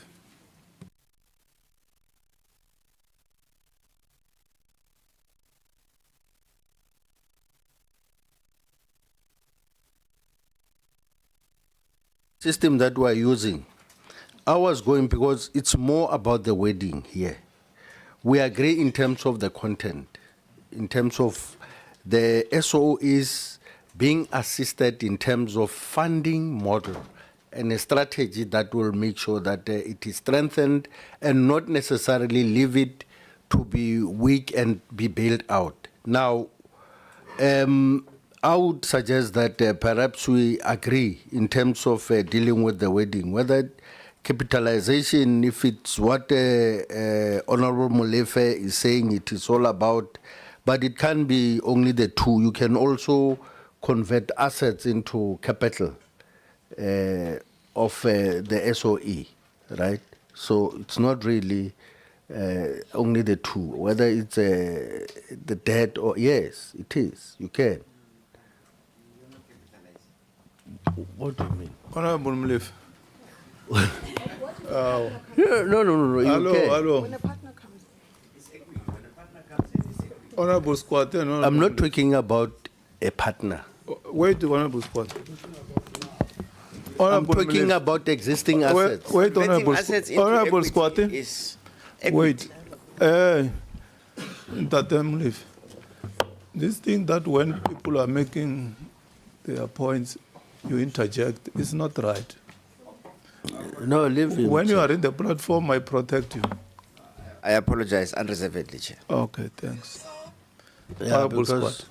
yeah, Chair, I was going to say, if, for me, if that is what we're going to argue about, it's not really that fundamental. Whether you're capitalizing or you're funding, it's not fundamental. But what we're agreeing on, it's in terms of what action needs to be taken, right? That is what is important. So we can call it whatever that we call it, but let's find a better way of making sure that the SOEs are actually capacitated in terms of resources for it to be able to work. But we can find a better wording if that is the problem. But I think, for me, I don't feel that there is that fundamental differences in terms of the action that needs to be taken, the essence of what we are talking about. Okay. We seem to be converging. Okay. Agreed. Okay, who participated? Okay.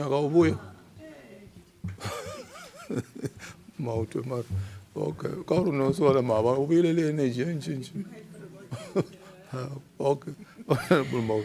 Okay, thank you, Chair. I was tempted to say that in the same note that you asked what is capitalization, you should have asked what is the bailout. But I'm covered by Ntatemule Femol. And I want to disagree with the notion that says private sector is bringing money. I completely disagree. And it's my lived experience. They have not. And Chair, the last one is Dr. Beck. I'm sorry if I'm not pronouncing your surname correct. Can't be correct that he says everybody speak and then I will come with a suggestion. We don't have a supervisor here.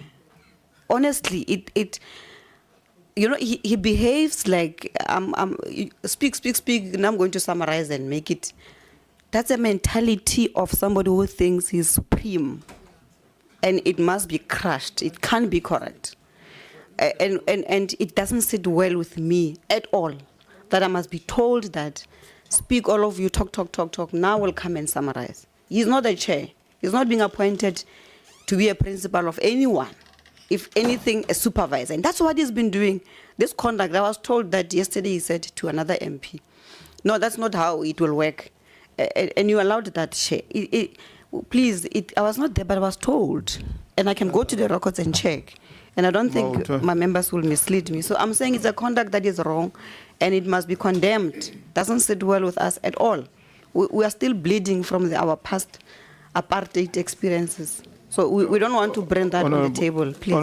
So let's agree, Chair, that conduct can't be correct. This is not a meeting of any political party. It's a meeting of members of parliament, all of us. And we must be afforded that opportunity. Please, Chair. Honorable Mode. Dr. Beck did not make any suggestion after everybody has spoken. I was chairing the meeting. I put it to him that he must make his position clear, which he did.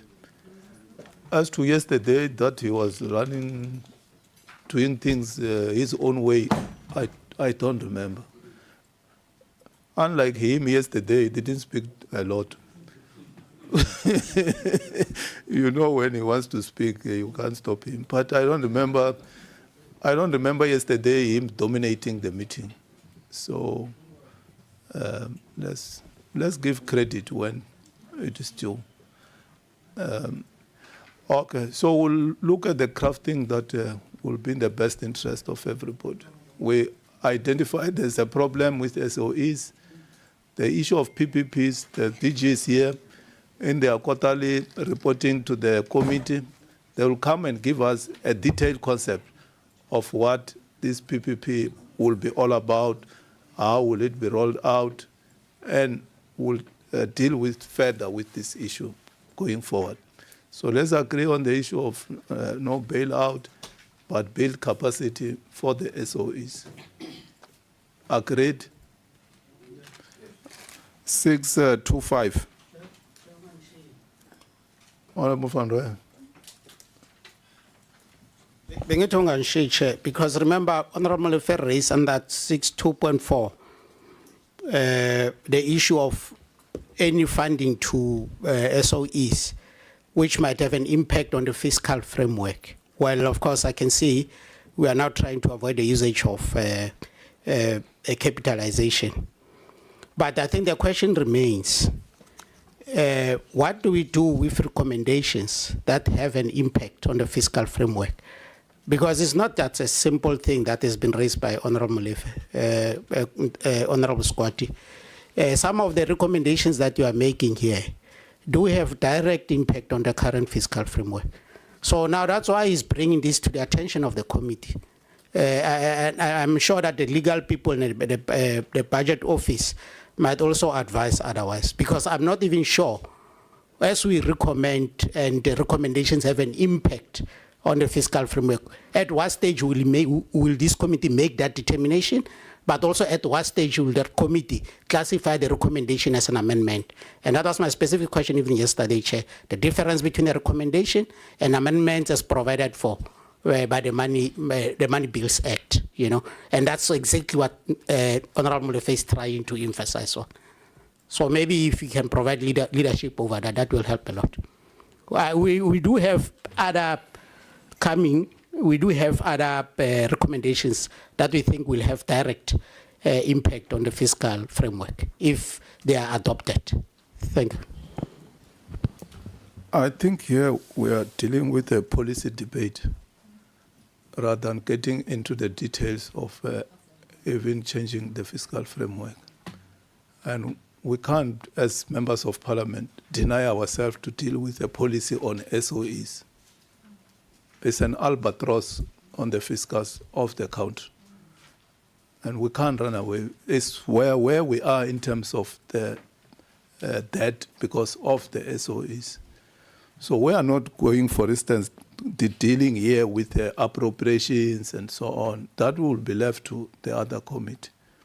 But to note that there's a problem, we don't want more bailout, something must be done.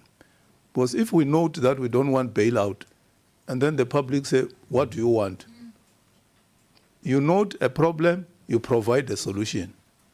That's how we have to do things. So we stay clear of even going to an extent of saying, let so much be allocated to, that's not our responsibility. That's the responsibility of the Committee on Appropriations. So we are staying clear of not amending the fiscal framework. But we can't be, as decision makers, keep quiet. Remember, the budget now is not at executive level, it's in Parliament. And it is Parliament that takes a decision on the fiscal framework. So we are very clear that we are not amending the fiscal framework. Let's move to 625. 625, SARS and revenue proposals. Maute. Thank you, Chair. On 625, we say we welcome the additional 4 billion allocated, which is in the medium term, by the way. For this financial year, SARS is allocated 2 billion as per even the letter that came from the commissioner as a form of a response. So I don't think we should welcome the 4 billion, which is in the medium term. I think we need to say that we need an additional, as per the letter, Chair, of the commissioner, that says an additional 4.5 is required in this financial year to close that gap. Otherwise, postponing it, and he makes that point that if we continue, if we postpone this investment, we're postponing the debt recovery, which I don't think we will need, because he says that there's a tax gap ramp up. So I think we should not welcome the 2 billion, but rather ask for Treasury to look for the 4.5 that SARS is asking for. Thank you, Chair. DG, can you clarify? Is it 7 billion over the medium term, or is it 4 billion? As they say that there's this letter coming from the commissioner, so that we are clear as to what is it that is being allocated to SARS in the next 3 years. Thank you, Chair. Good afternoon. The amount over the medium term is 7.5 billion. I can get the exact numbers per year, but it consists of the original 3.5 billion that was announced at the MTBPS, plus an additional 4 billion that's being announced in this budget. So it's 7.5 billion in total.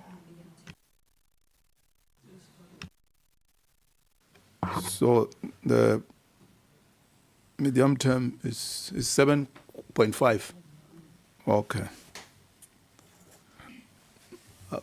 Honorable Scott, Honorable Beasley. Agreed, Chair. Agreed. It might not be sufficient, but I agree. Honorable Beasley. Yeah, Chair, I think we do agree. SARS has been looking for money for some time. So I think as a committee, we need to welcome it. We do welcome it. And I think it's now up to SARS to deliver. If they can deliver, we can increase the amount. I'm sure the DG will certainly increase the money if they're able to deliver on what they say they can. Thank you. Okay. When we vote in July, we'll vote 7.5 billion over the medium term. 626. You reject 7.5 billion. How much do you want? Because SARS is here, the letter is here, Chair. He says they are asking for an additional 4.5. That's what he said. I hear the DG to be saying, look, if we look at our 625, it was saying we welcome additional 4.5 allocation to SARS over them, on top of the, yeah. All in all, over the medium term is 7.5 billion, isn't it? But the DG is the accounting office. This is what he's saying. Yeah. The minister is the executive authority. So if the accounting authority say SARS will be allocated 7.5 billion, why must we doubt him?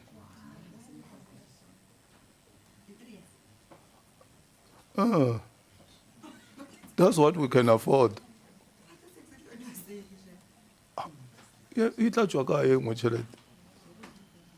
Over the next 3 years, it's 7.5 billion.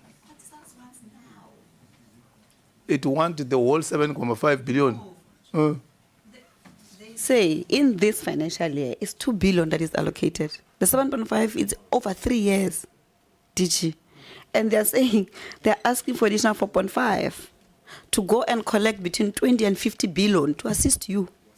Why are you rejecting that? So what are you saying? So you mean they want 6 billion now? Is that what you're saying? 6.5, yes. Now, this year? Yes, they want 6.5 to bring 20, between 20 and 50 billion.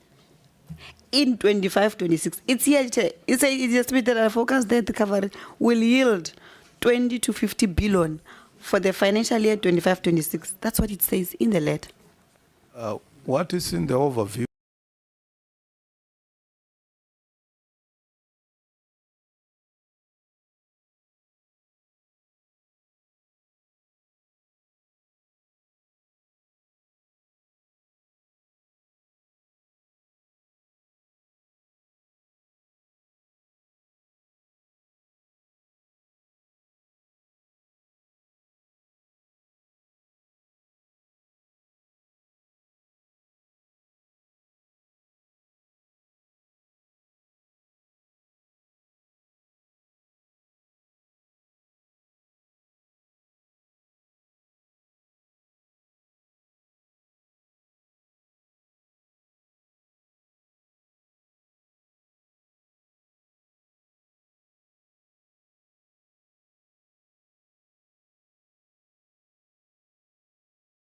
Is 7.5, isn't it?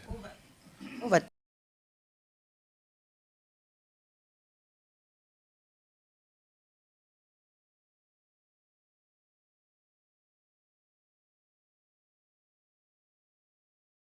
Says what he's been given is not what he's asked for, which is okay because all departments do that. But why do we welcome that which is what National Treasury has given them? Why are we not saying we note the National Treasury's allocation even though SARS has asked for this much? Okay. So I will find a way of putting it in the budget language. Chair, we welcome. We'll welcome, we note, but we'll get the real figure as the DG is tabling it, so that we don't change the budget overview, we don't change the allocation, but our colleagues in appropriations, I think, will deal with this thing much better.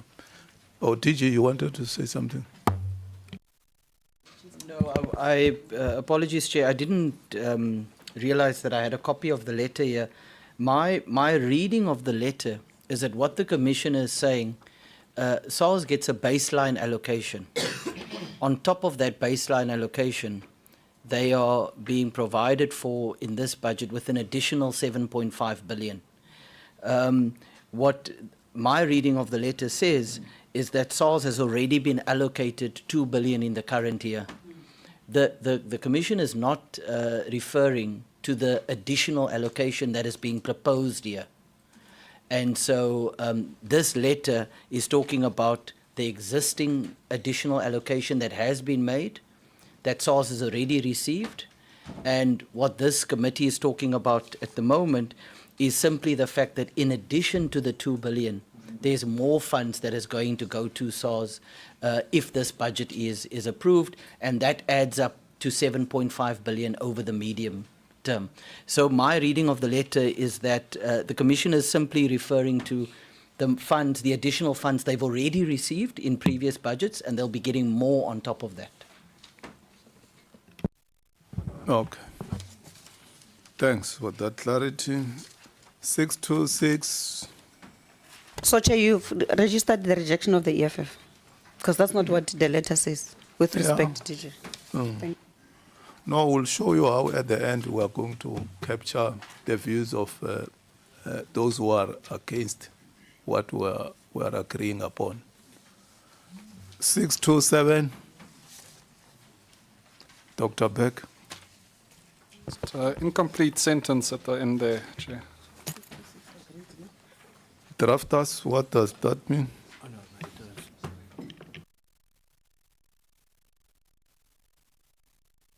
Okay, they are suggesting that that should be taken out. Yeah. 628. The red. Yeah. 628. Honorable Van Rooyen. Thank you, Chair. On 628, it's clear that we seems to be responding to the plight of those who presented during the public hearings. And as MK Party, we will urge the committee to consider on the basis of this, because here we are supporting not unless my English is lacking somehow, but it seems that we are supporting that the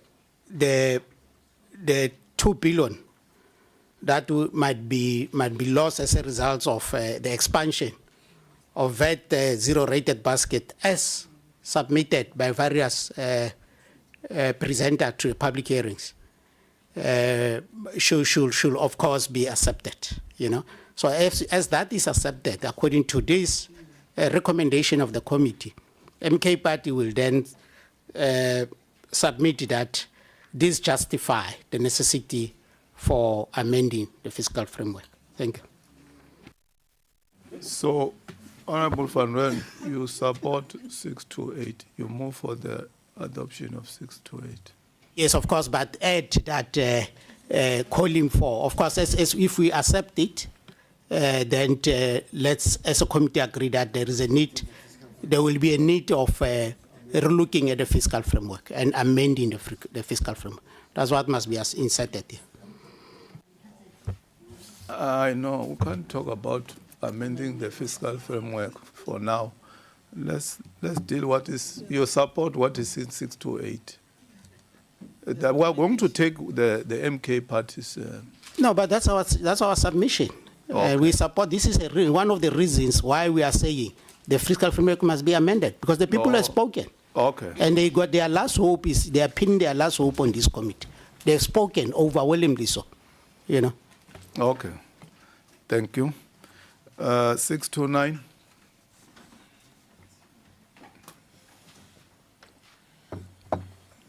Agreed. Honorable Van Rijn. Approach on 629, Chair, because if we deal with, we do away with the steel tax with revenue projected here, then we have to go to the fiscal framework. So same approach there. We are saying this is one of the reasons as MK Party we are supporting the amendment, to this fiscal framework. Thank you. Okay. Thank you. Let's come intimidate. He's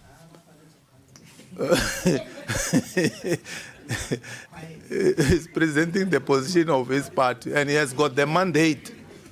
Please, don't intimidate him. Make the position of your party very clear without fear or prejudice. 629, Honorable Mlefe, Honorable Mautu. Chair, if we accept 629, we are amending the fiscal framework, because the fiscal framework does not change the income tax brackets. And we are saying that it should. So I don't know what we're doing here. So we're talking left and doing right.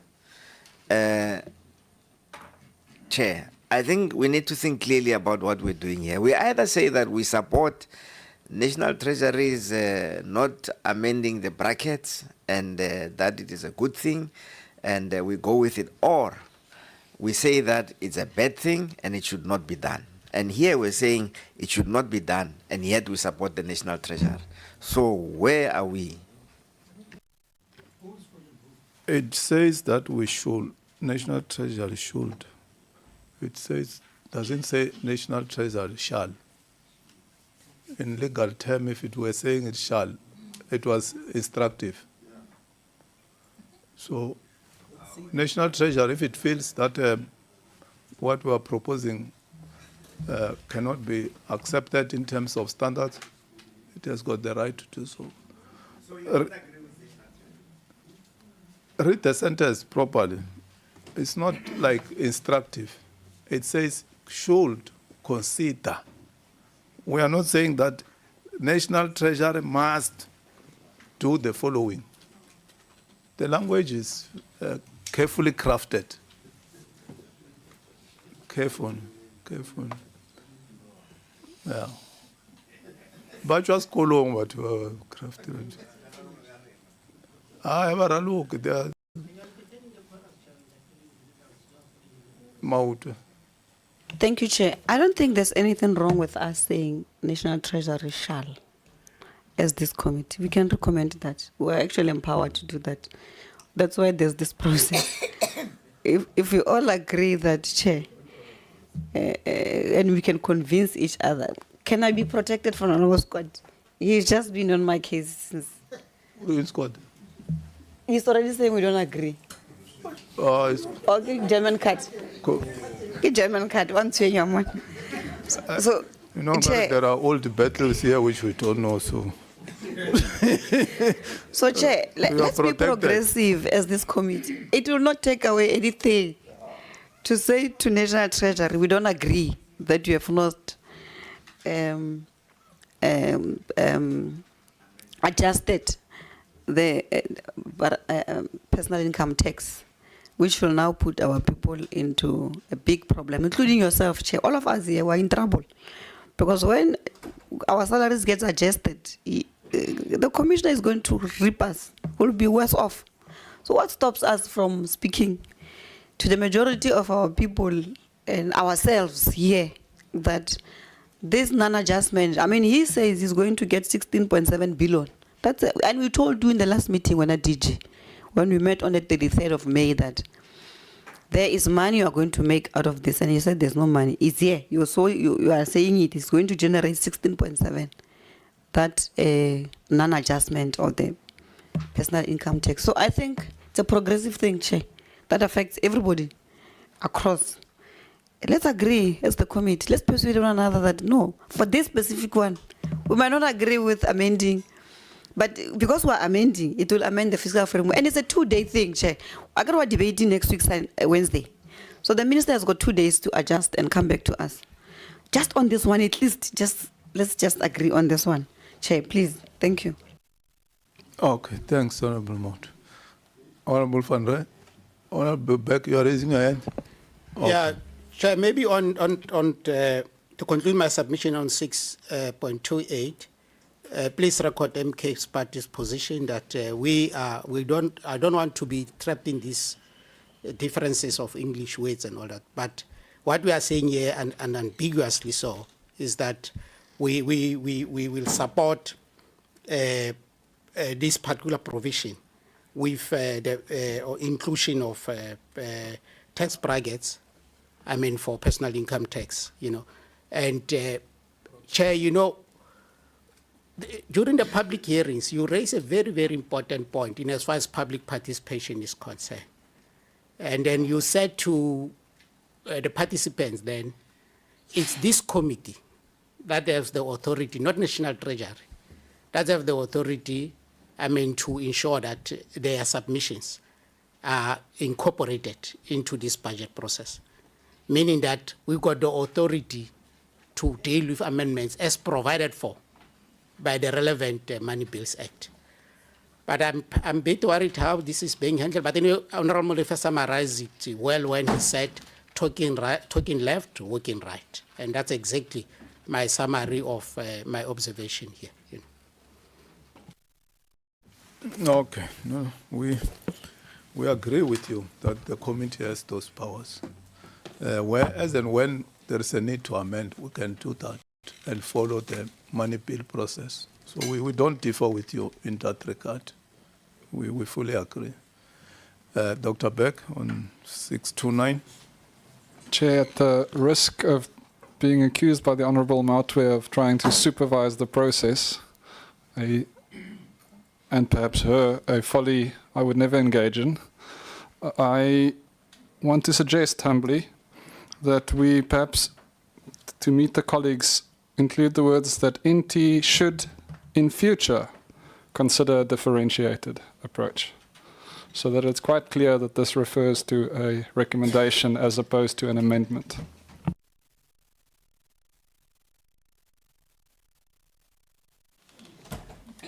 Okay. 630. Yeah, we are recording. Agri, you said we must come here where there are recordings. We are recording, and we are also recording. Don't worry. Now we are more sophisticated here. Don't worry. We are everything that you are saying, Mautu, we will summarize it in our report. You will see how we'll summarize it.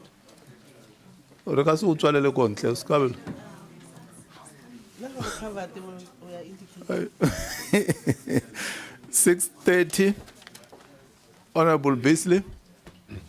Yeah, thank you, Chair. If it could just somehow find expression, if not in this report or just on the record, that as Action SA, we just believe the cost-benefit factor is not worth the 4.1 billion. We actually got no idea how this found expression in the, because it's nonsensical for 4.1 billion. And then secondly, Chair, also, I don't know if I can find expression, but I'd like it to place it on the record. You know, I've just come from a SCOPA meeting. The RAF collects 50 billion rand of taxpayers' hard-pressed money. It's a cesspool of corruption and incompetence. They've got an adverse audit report. The CEO should be fired. The board should be fired. And it's just sad that we're taking money from hard-pressed taxpayers, giving it to the RAF, and that money is literally going down the drain. Literally going down the drain. It is a cesspool of corruption. So I don't know if that can find, but at least I put it on the record, Chair. Thank you. Okay, the issue of RAF, I think, will be best captured by SCOPA and the Portfolio Committee on Transport. But we note what you are saying, because fuel levy is linked also to RAF, so that will be captured. But the firing of the board of the CEO is outside our scope. So we'll deal with the RAF issue, that we are worried about the manner things are managed there. Dr. Beck, then Honorable Mo. Dr. Beck, you are okay? Honorable Mauto, Honorable Van Rooyen. Thank you, Chair. This is another one, Chair, where I want to lobby my colleagues that we reject the fuel levy increase. Beyond just the socio-economic impact, which my colleague has already covered, to the 4.1 billion is not worth the consequence of increasing the fuel levy. And I'm not saying this because we lost in court yesterday. It's not a political grandstanding or anything. It's just the concern about how this will impact on our people. And I don't need to go to convince you, Chair. We've done that already before. But I think if we can stand out and say we reject the fuel levy, that would be something that we're giving to the people of South Africa. So we are putting it forward that perhaps let's say this committee reject the fuel levy. Chair, thank you. Okay, Honorable Mauto. Honorable Van Rooyen. Thank you very much. Rest assured, Honorable Mautwe, from NK Party, you got a partner to trust. And we are definitely rejecting this fuel levy. And we fully agree with you, the most reasonable one, that it goes beyond just 4.1 billion. Let's be honest. This is the most regressive form of taxation that you can ever think of globally. And here we are not thumb-sucking. It has been researched. The evidence is there for everyone to go through, you know. This is going to hit hard on already burdened low-income house and, of course, our so-called middle class. Because if you look into what is going to be negatively affected by this levy, is food, is transportation, mainly. And you look at the expenditure patterns of these stratas of our society. They spend more of their money on these two items, you know. And then you also check, I mean, the cost of living. I mean, even our allocations here, they have not been increasing per capita. So definitely we are going to burden our people extremely. And here I'm speaking of those who don't even know, I mean, where to get their means of survival from on daily basis. In fact, as MK Party, if we had our way, we will be insisting that, you see, this thing of some members of the committee, I mean, people are hiding behind technical parliamentary processes. For the sake of accountability and transparency, if we had our way, we will be specific. Who are these people? So as when you go and tell people that you'll be making sure that their living standard is improved. When you campaign, they tell you about the fuel levy. But unfortunately, you like hiding behind generalization. But as MK Party, we are very clear. MK Party rejects this particular provision of fuel levy without necessarily hiding within the technical jargons used in this committee. We reject this increase. Thank you very much. Thank you. I thought Honorable Van Rijn is stating the position of MK. Do you want to speak, Honorable Van Mlief? Yeah. Okay. Over to you, Honorable Mlief. Honorable Mlief. Point of order. Point of order. Chair, you seem to be setting a very bad precedent now, because we talk here as individual participants, irrespective of our assignment by the parties, and that has been the norm. So don't go against your way of doing things. I know you seem to be falling to a victim of talking left, going right, but please I'll pull a hand pretty in English. Thank you. What I want to say, indicator left, go right. Okay, Honorable Mlief. Chair, I think we at least have to capture the fact that the fuel levy is regressive and that it is not pro-growth, because the fuel levy dampens consumption, expenditure, and it is inflationary as well. So it is not pro-poor, because it hits the people at the lower income strata more than it hits people that are doing very well and who will not feel it as a percentage of their income. So we need to at least capture those sentiments about the fuel levy, and for those reasons we do not support it, Chair. But more importantly, what surprises us, or what we should be concerned about as the committee, is that this budget is 2 trillion rand. 2 trillion rand. Why do you take 4.1 billion rand out of a 2 trillion rand budget, which is an insignificant amount, to go and harden the burden of the poor with 4.1 billion rand? That is totally unnecessary. Why do you take 4.1 billion rand and go and say this one will be paid for by the poor because it is regressive, and this one is just a portion of the 2 trillion rand that we will use to make life difficult for poor people or people earning less money? It doesn't make sense, Chair. I don't know why that we should support a fuel levy out of a budget of 2 trillion rand. Really, out of 2 trillion rand, we could not go and find. We needed 4.1 billion rand to balance a budget of 2 trillion rand. It doesn't make sense, Chair. Okay, thank you, Honorable Mlief. Honorable Squad. The fuel levy, Chair. Thank you, Chair. Chair, it is important that when we look at the pro-poor program, we look at the entirety of the program, how much government is actually spending in terms of targeting the poor.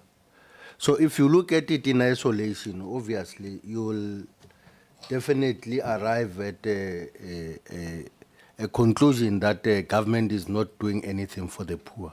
But I think it would be correct to look at the entirety of the cushion that government is creating for the poor, whether it's in grants, whether it's in education, in health, and so on. So it should not be looked in in isolation of each other. Thank you, Chair. Sorry, Honorable Makuvelai. Next time you must raise your hand like Mautre does if you think that I'm skipping. Well, sometimes No, in the heat of things here, we sometimes overlook people who have raised hands before. Who? Eh? No, no. Oh. Why?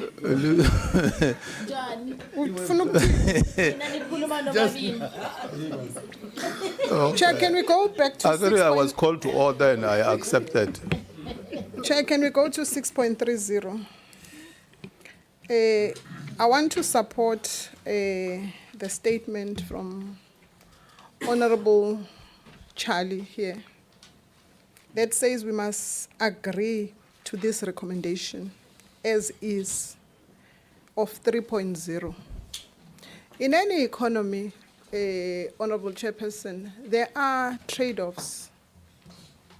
And in this situation, we can understand there is the assertion that fuel levy is a regressive tax. But at some point, we need to understand that balancing the books and the fiscus has to come up with trade-offs that we are going to agree to. We cannot have everything to us, and yet at the same time we want to pay social grants, but we do not know where we are going to get some of the money that has to balance our own books. So in this case, the state right at the end of this recommendation, we are saying the committee calls for the continuation of a full review to the fuel levy. I think this suffices that we want the National Treasury to look into other means, but for now, the only option that they had was to increase the fuel levy. And we are in agreement that there is a cushion elsewhere for the most vulnerable and the poor. Thank you, Chair.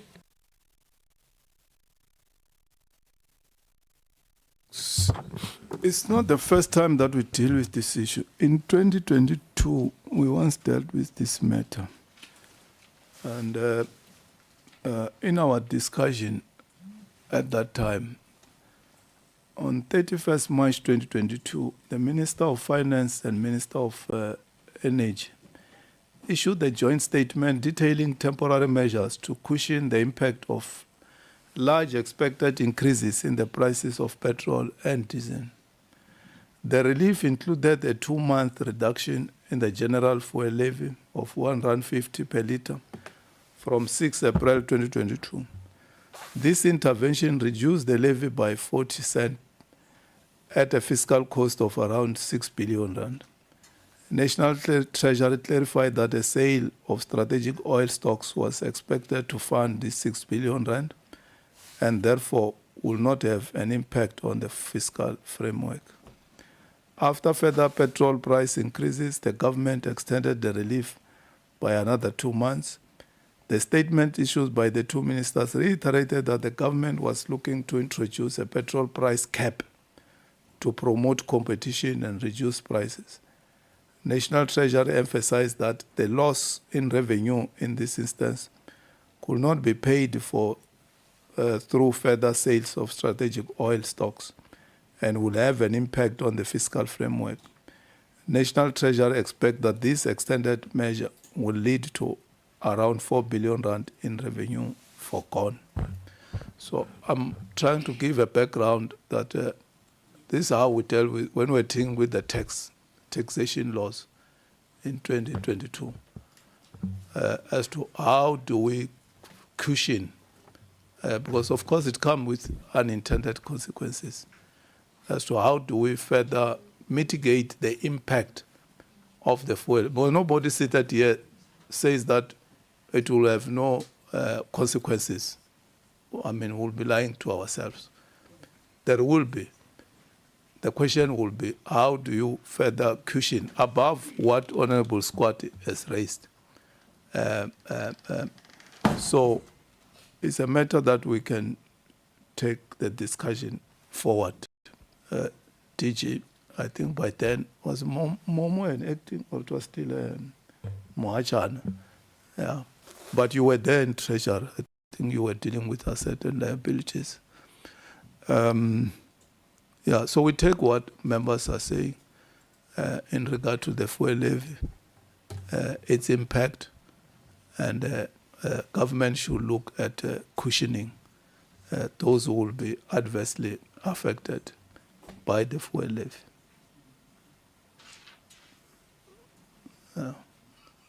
Agreed.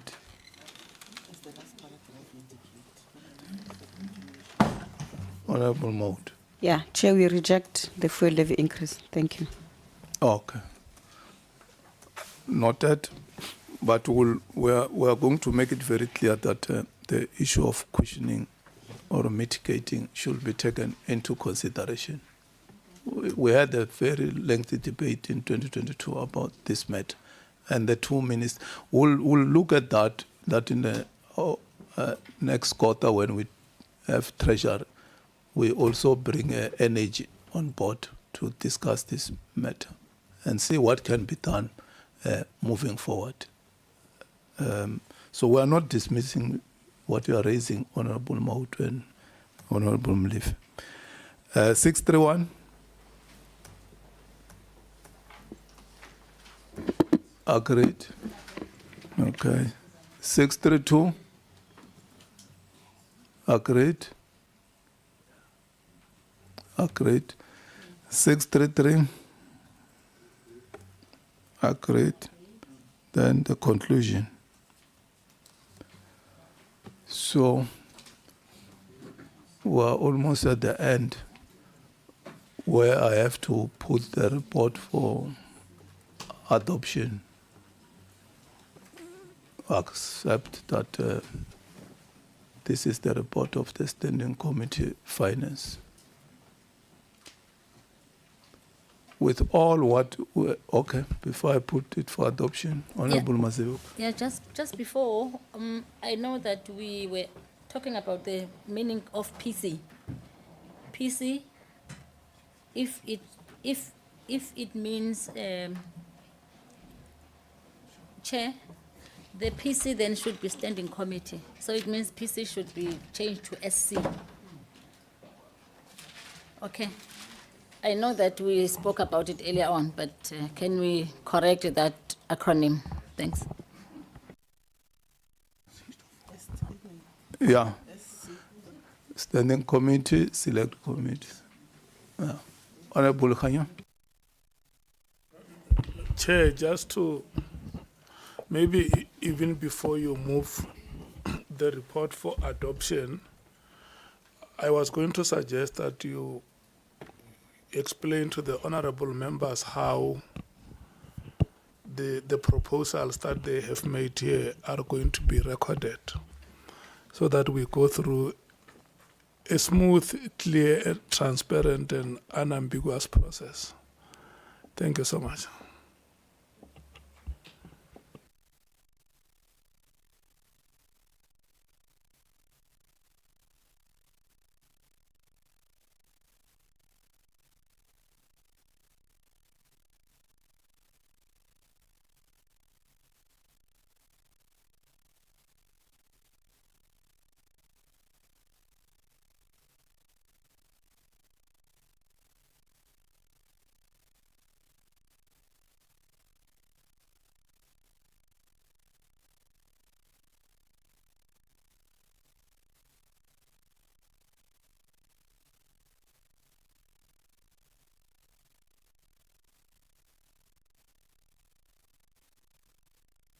Okay.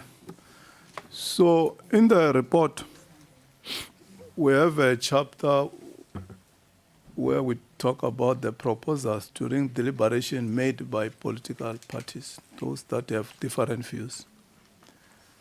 We said that during deliberations, members of different political parties made the following proposals, which were not agreed to by the majority of the committee members. Last time, it was 7.1, the DA, 7.2 EFF. So we go into detail as to what are the issues that the EFF, the DA raised. MKP,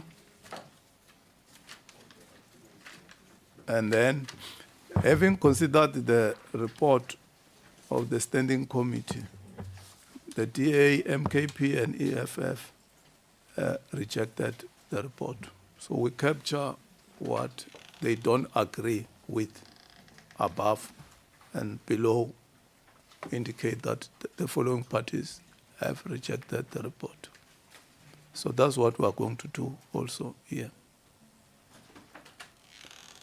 Honorable Maud. Thank you, Chair.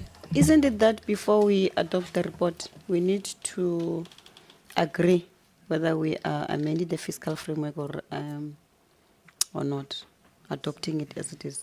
Remember, it was a contested issue in the last budget, which led us to court, and that's why actually court even set aside that report. It was specifically because there was no point where you have tabled as the chair and put to a vote whether we accept the fiscal framework or amend it.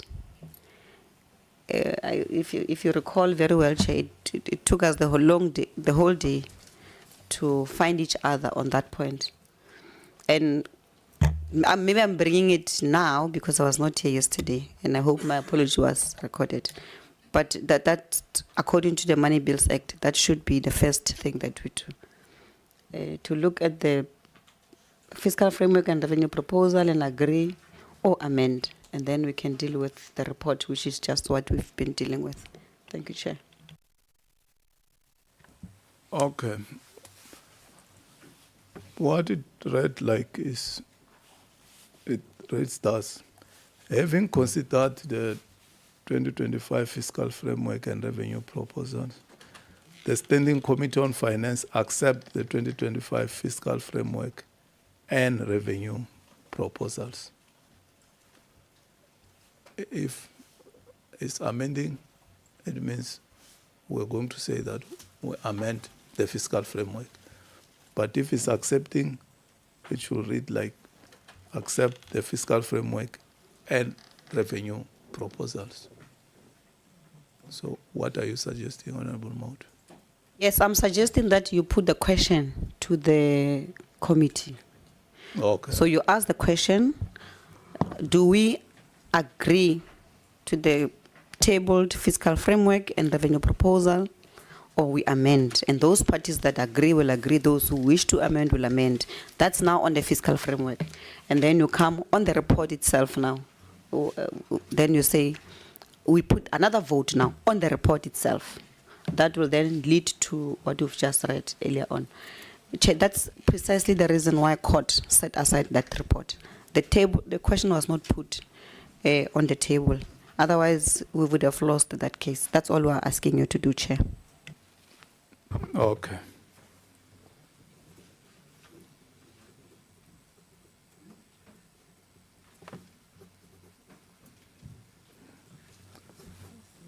Honorable Van Rooyen. Yeah, Chair, at times I ask myself, what is the role of our legal team? And the PCU seems not to be according them their space to guide the committee. I'm not sure. That's my observation, But anyway, it's fine. We'll wait for your ruling on the matter. The issue that has been raised by Honorable Lakangan is very, very important, of our views being captured in the report, and you explain it, Chair. But the question in terms of process that we wanted to pose is, when are we going to, well, the other matter is that if there are issues that are not captured in that report as raised by ourselves, what's the provision for us to correct those? Do we still have that provision, or will it go as it went to the last, plenary sitting without us correcting what we thought was wrong? Okay. Dr. Beck, Honorable Makwen. Again, Chair, at the risk of sounding like a supervisor, which I definitely don't want to be, I'm just waiting on the Secretary to give me a bit of information. It's fine, Chair, I raised my point. Thank you. Thank you. Honorable Makwen.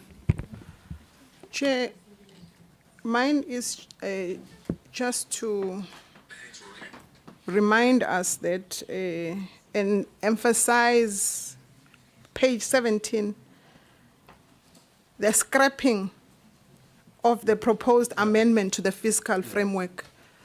It's written here.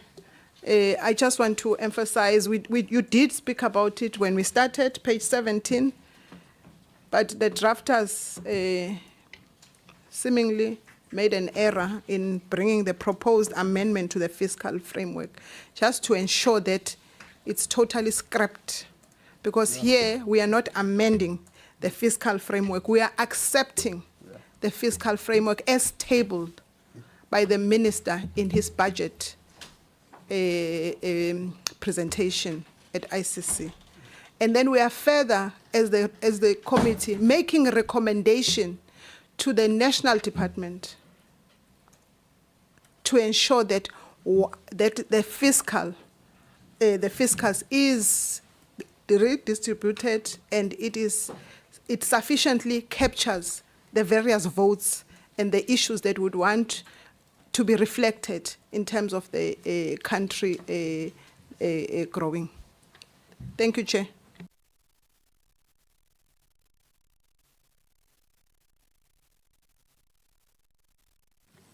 Thanks. Where's Advocate, the legal division?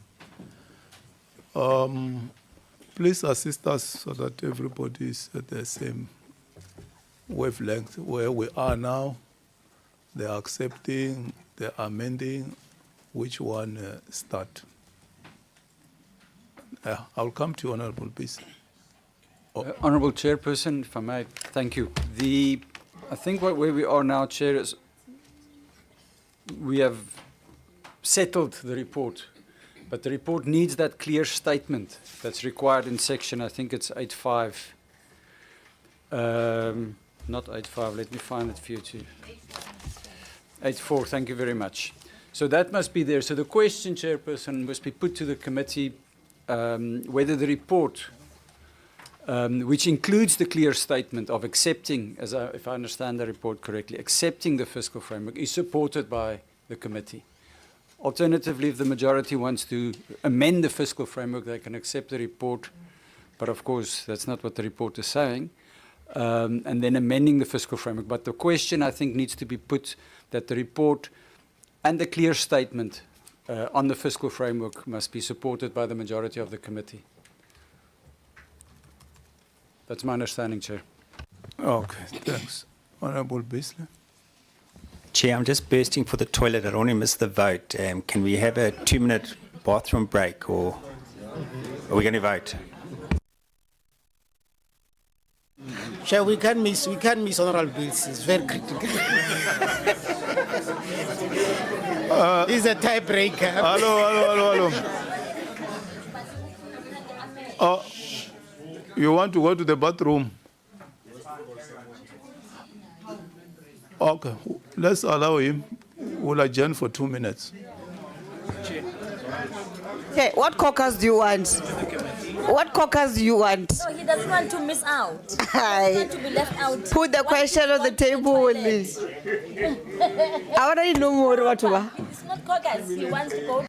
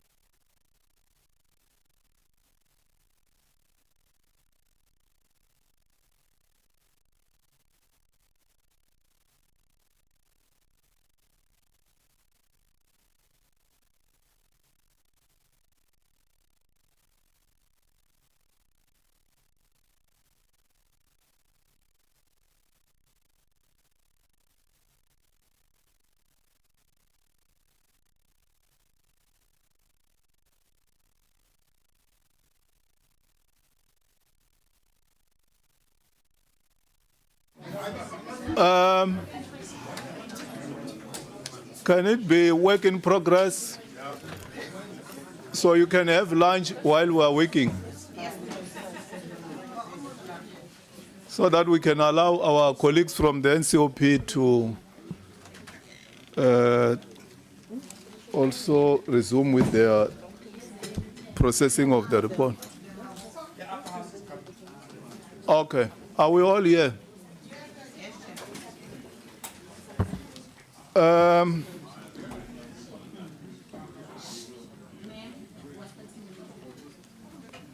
So let me get it clear here. We'll move for accepting the report. Those who don't agree will indicate we don't agree. Those who want to move for amendment, they must be allowed to move for the amendment. Isn't it, Maud?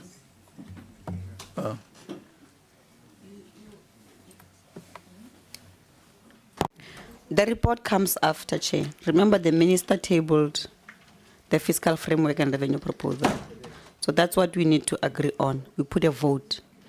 And then where it says, on the report, there must be a clear statement of what has been agreed with respect to fiscal framework and the revenue proposals. So you can't put that in the report if you have not asked the question whether we are accepting or amending the fiscal framework and the revenue proposals.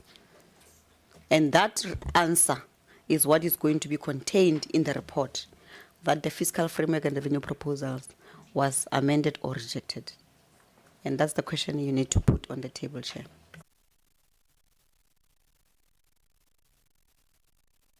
Okay. Having considered the 2025 fiscal framework and revenue proposals, the Standing Committee on Finance accept the 2025 fiscal framework and revenue proposals. Do you agree? Raise the hands. We'll come to the amendment, isn't it? That's the question you're asking, Chair. Again. Okay, wait.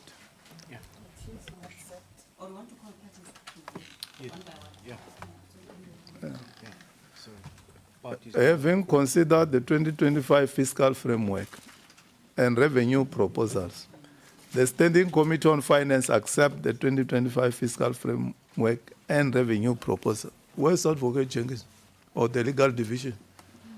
Is it that right, the way we have phrased it? Yes, Chairperson. For me, it is correct. Okay. So now the members indicate who supports and who does not support. Let's start with those who support.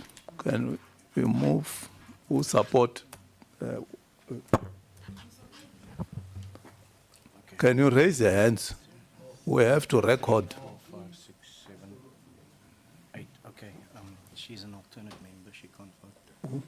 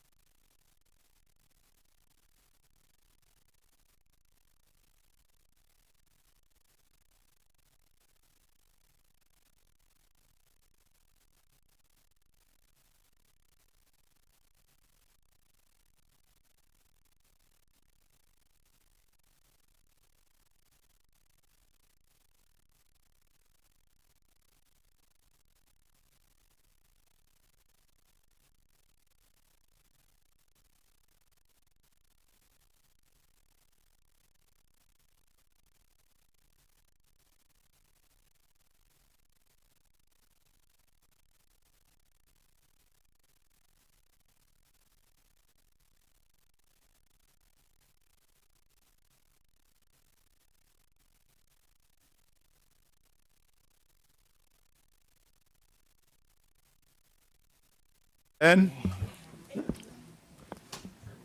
7 agree. Those who are against, amend.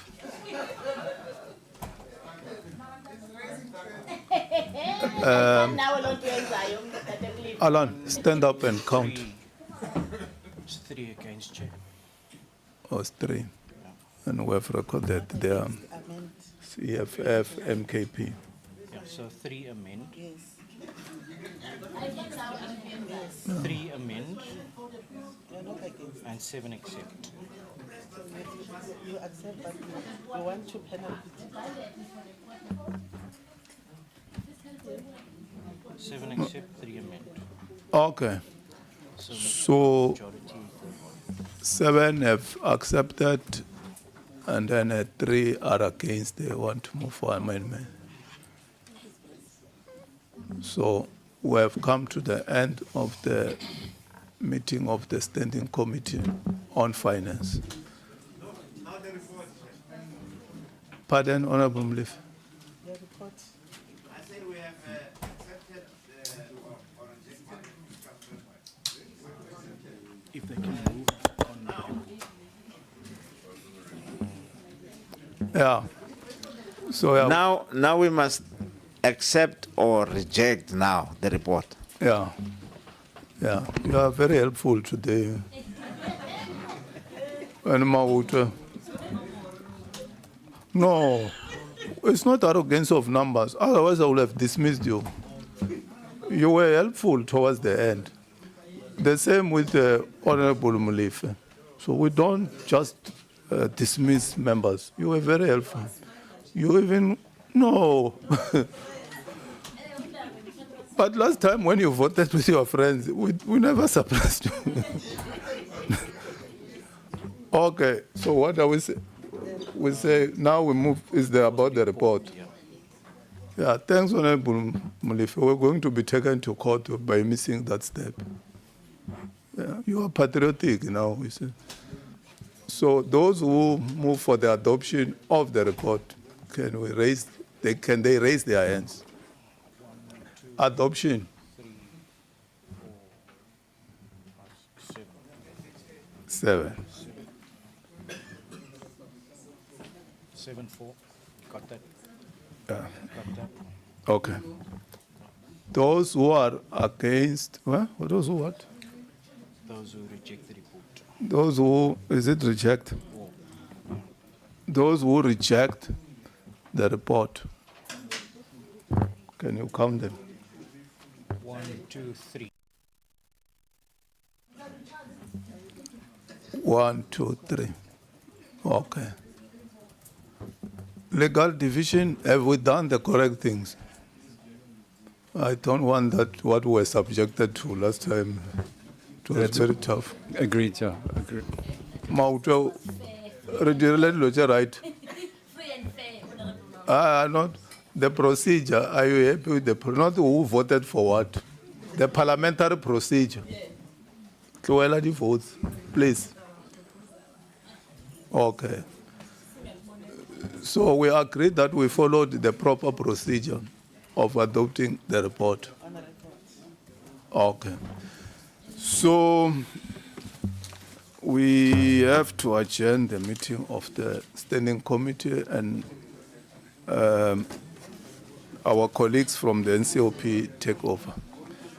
Thanks very much, colleagues. The meeting of the committee is adjourned.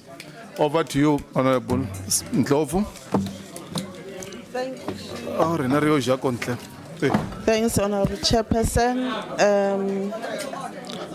2 minutes.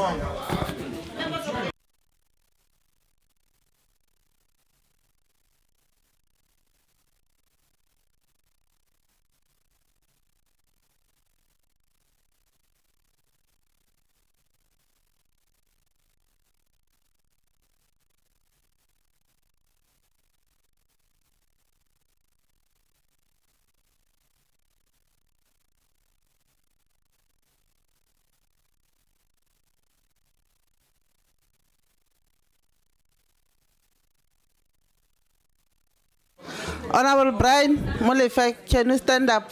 And Honorable Van Rooyen, stand up. We want to start with our meeting. We have given you space and time. You deliberated, so now is the time for NCOP. With due respect, honorable members, can you?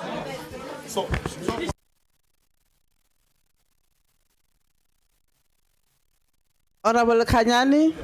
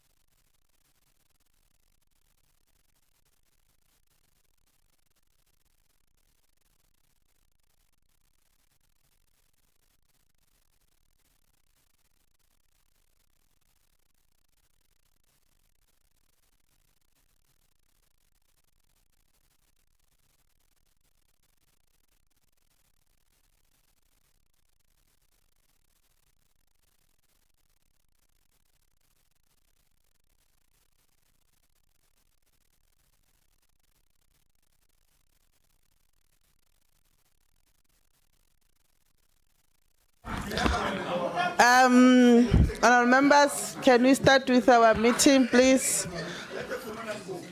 Thank you. Thank you, Honourable Molefe. Bye-bye.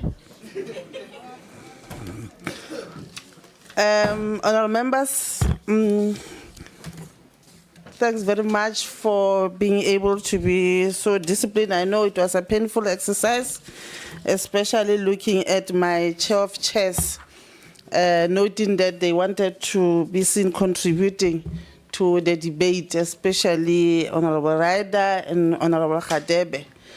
It's unfortunate that this whole process has got legal implications, and then we couldn't do anything rather than what we have done.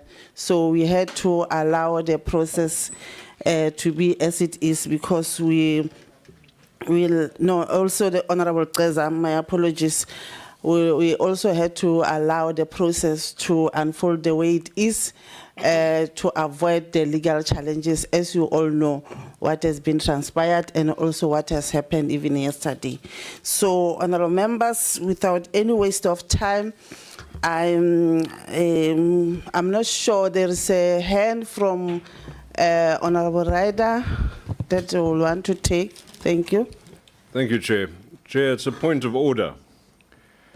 And I don't want to derail the process, but the process we followed this today has been wholly inappropriate, because unless we're about to go through a 3-hour meeting and do exactly what has just happened now, okay, I don't see any validity really to our meeting. And the fact that we were marginalized in the earlier meeting is not the way it's been done ever in the past. In the past, it's been the committees have worked together. We've come up with a document that's acceptable to both committees. Okay, we've all had opportunity to give inputs, and then the document is voted on first by the standing committee and subsequently by the select committee. Okay, we were silenced today. Now, what are we going to do now, Chair? Are we going to sit for 3 hours and debate each of these issues again, or are we merely going to be expected to rubber stamp the decision? The fact is, it doesn't matter to me right now, because, frankly, it's a good outcome of the first meeting. But if I wasn't happy with the outcome of that meeting, I'm telling you right now, there would be legal challenges to this process, because what we've done today is inappropriate at best. So please, Chair, I'd like to register my frustration and, in fact, suggest that the committee chairs meet privately and ensure that there is a much better process that gets followed in future, because otherwise we are reduced merely to a rubber stamping house, which I cannot accept. So please, Chair, I am happy that we proceed because of the fact that I think that was a good process that was followed this morning. If it wasn't, I'd be very, very upset. Thank you, Chair. Honourable Khadebe. No, thank you, Honourable Chairperson. Good afternoon, members of the Select Committee on Finance. I cannot agree more with Honourable Ryder, because what has happened this morning, it was really unfair. Because what was the use of us sitting for 3 hours without making an input? Because the rules are very clear. It's when the report is being adopted, is then that we go our separate ways. But our contribution should have been captured during that time. I think that it must be for the last time. We can never have this thing again. Otherwise, they'll have to do it on their own, and then we'll have our own day to do that. Honourable Ceza. No, thank you very much, Chair. I agree with my colleagues. We felt stifled and frustrated, and moreover that Honourable Khadebe then had to speak, and I had to speak subsequently after him, trying to just deal with the issue of the background, and I can explain as to why I was bringing that issue. You can't have a background that doesn't actually historicize what happened in terms of the dispensation that are pertaining to where is the entire process have started. Because what's going to happen, Chair, is that a legacy report of these committees will come into play. People will come here and want to understand the issues that relate to the process that culminated to this meeting. And therefore, if they are not embedded and they are not mentioned in a background, what does background mean?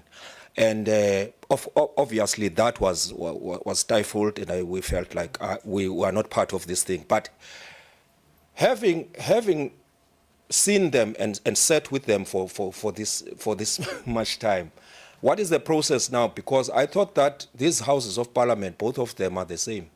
It's the National Council of Provinces and to use separation of powers. I even went to separation of powers. I said it's the legislative arm and it is the executive and the judiciary. So to use the separation of powers just to stifle the NCOP is to say less than we are less of members of parliament. And therefore, I don't know what we are going to do now. Maybe you are going to suggest the way forward, but that process has been exhausted. Thank you, Tony.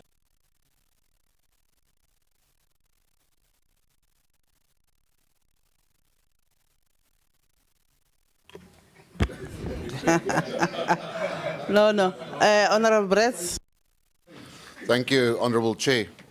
Honourable Chair, I want to add to what my colleagues has said, but I want to refer to the Joint Rules of Parliament, Chapter 4, Part 1, Order in Joint Settings, Rule 33, Freedom of Speech in Joint Settings. Members, A, have freedom of speech in joint sittings, joint committees, and subcommittees, subject to the rules and orders. I further refer the Honourable Chair to Rule 60 of the Joint Rules of Parliament, which clearly states 61, a member may speak, A, when called upon to do so by the presiding officer, or B, to a point of order. But fact remains, Rule 60, read with the previous rule, is very clear that we as members of the National Council of Provinces, as members of this Parliament, has the right in any joint sitting to speak. I have seen the unconstitutional as well as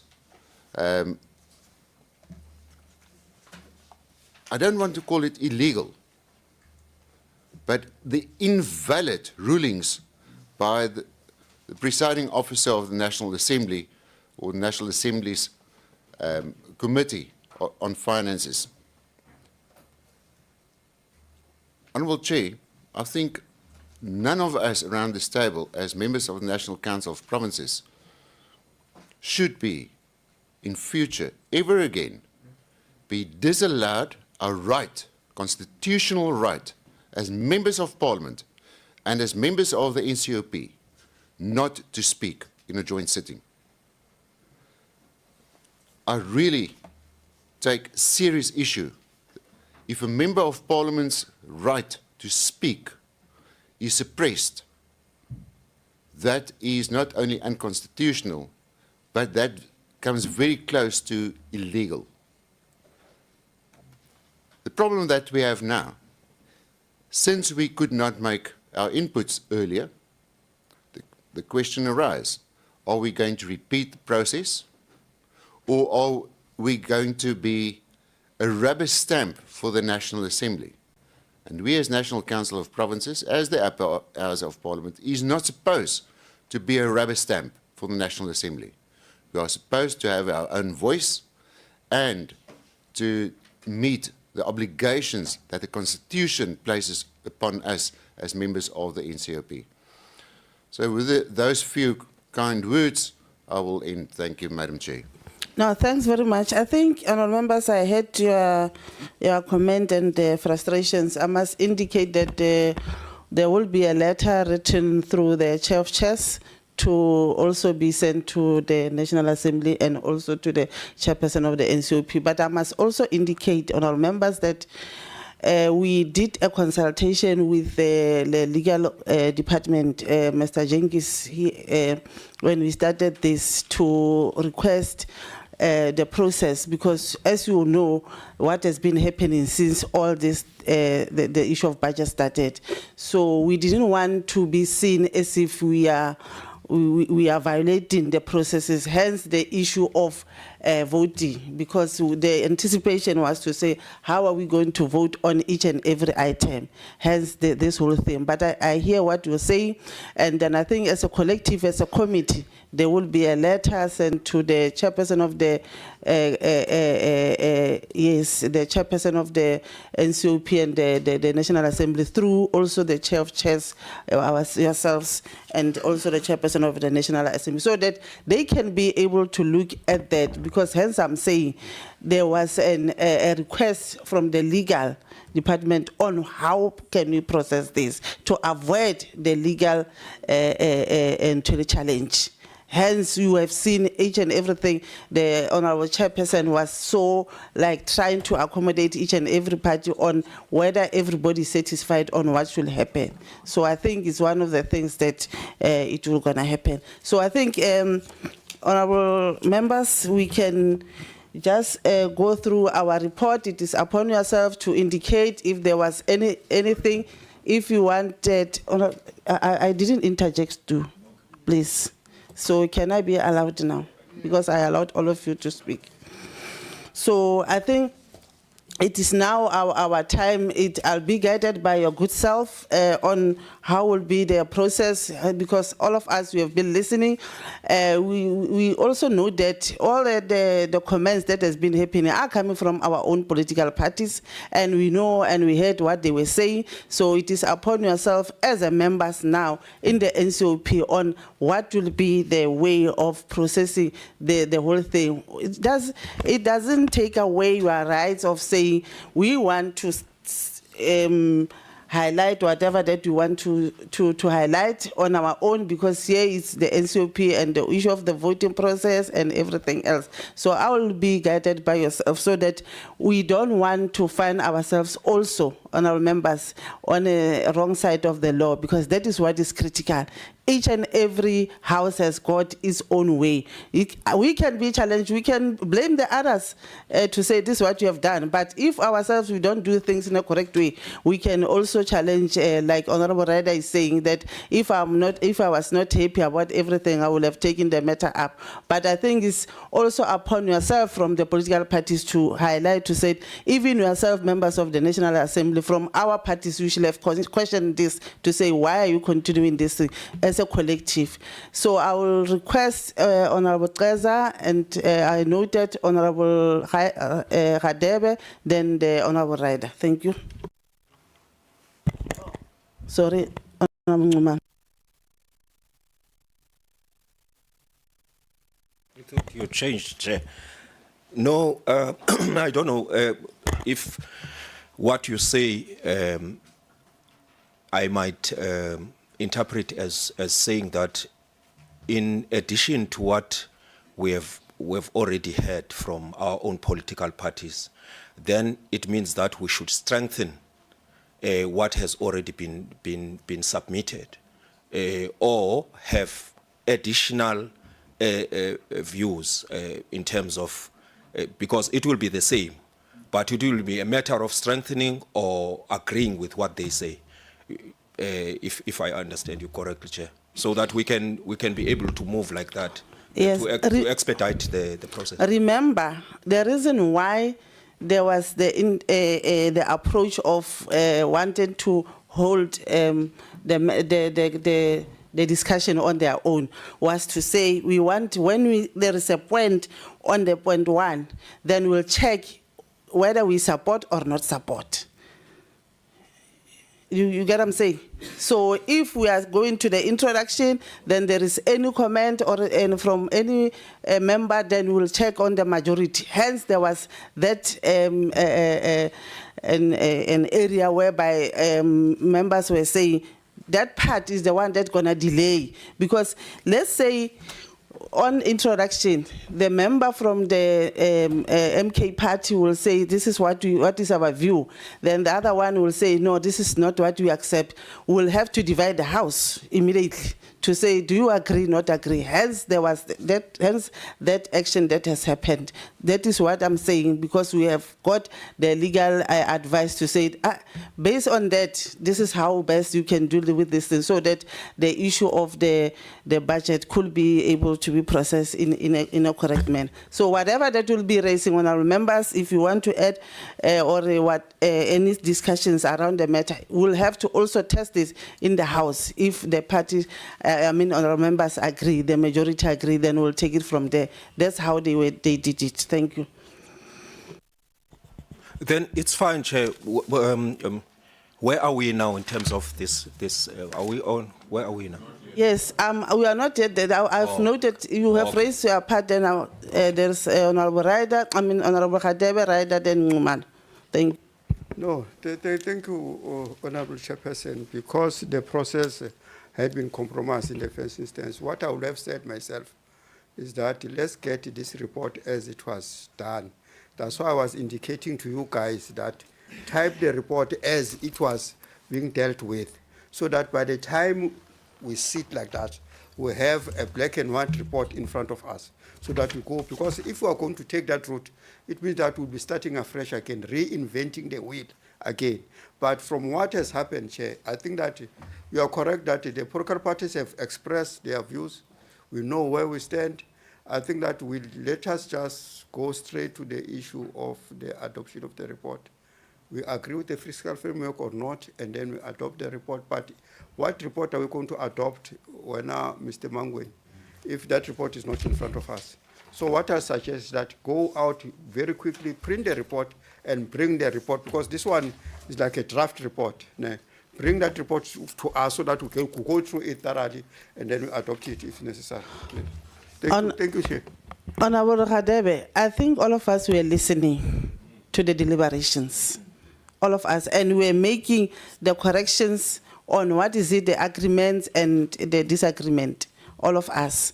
So it's going to be difficult for the Secretariat now, because even the NA never had a report. So all of us were listening to our political parties. Hence, if there was any issue, that's what they were saying, if there was any issue from your own political parties, throw it to your NA member so that they can raise it. Because if now we want to go back, as honourable members are saying, it is something that our report will not be the same as the NA report, because when you come here, it's something, especially from the political party perspective. I think, Chair of Chairs.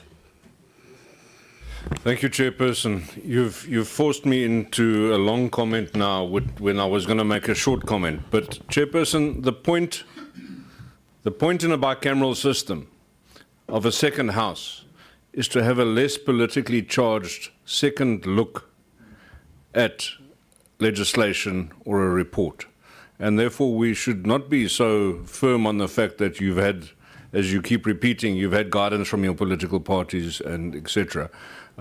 We are actually here representing provinces, although we don't have provincial votes on this particular bill, but we are intended to be a less political house, and therefore, I want to maybe say those remarks don't sit very well with me, but nonetheless, it's just the style that you delivered it in, perhaps, that has triggered me. But we should be not merely following the form of our parties and not really acting as a rubber stamp if we're going to do exactly the same as our counterparts did.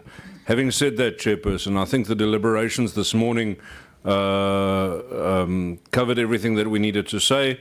I did have my inputs, if not directly. I used proxies around me because I'm an operator and I'm not part of a one-man party like some other members that were here earlier on. So I've had my say on the report and on the framework, Chairperson. I'd therefore like to perhaps agree with Mr. Khadebe that we put the framework to the committee, put the report to the committee, and we move on. Thank you, Chair. No, thank you very much, Chair, and Greetings to the NCOP members present here, those who are dealing with finance. Chairperson, I think it's proper that we send a complaint to the NA. The way we were handled, it seems as if we are stepchildren. It can't sit well with us because yesterday we were here to make sure that we deliberate on the report and we understand everything. So to say, but today we are saying, no, those one must be quiet today. There's nothing that they are going to say. Chairperson, I think in terms of today's report, we have deliberated much on the report, even though sometimes we were quiet, but we know the report. So I think I will have to follow suit to say that we adopt the fiscal framework and we check if ever there are those who are saying yes or no in that manner. But after we have make sure that our complaint reached their ears so that next time it mustn't be like this, it can't be like this. We can't allow to be stepchildren in our own committee. Thank you, Chair.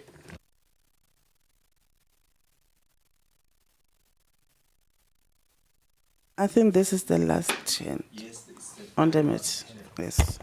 Chair, I want to bring to attention that it's not the first time we attend joint committees. We attended the Joint Committee on Parliament, and there was a speaker right in this room, and we were allowed to speak, Kishem. There was no problem. And then we had yesterday, I just want to check, Kanti, where is this thing coming from? Because yesterday we were allowed by the same chair to speak in the same committee. So now, today, we wake up on the other side of the bed, and then we say members of the NCOP cannot speak.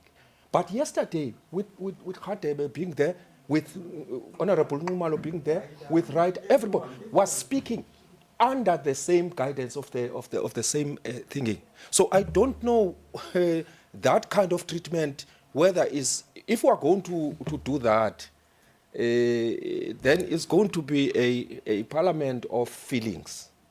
You see, it's not going to be based on the rules, as Honorable Ryder outrightly puts it. So it must be consistent in terms of the rules and in the manner in which we treat each other as members of parliament and also as representatives. But lastly, Chair, I want to say that, when the chairperson was speaking, he said, no, Ceza, because I get triggered by some other things, particularly as things that are dealing with the victimization of our people by the system.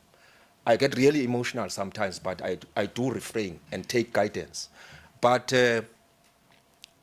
we spoke here, all of us.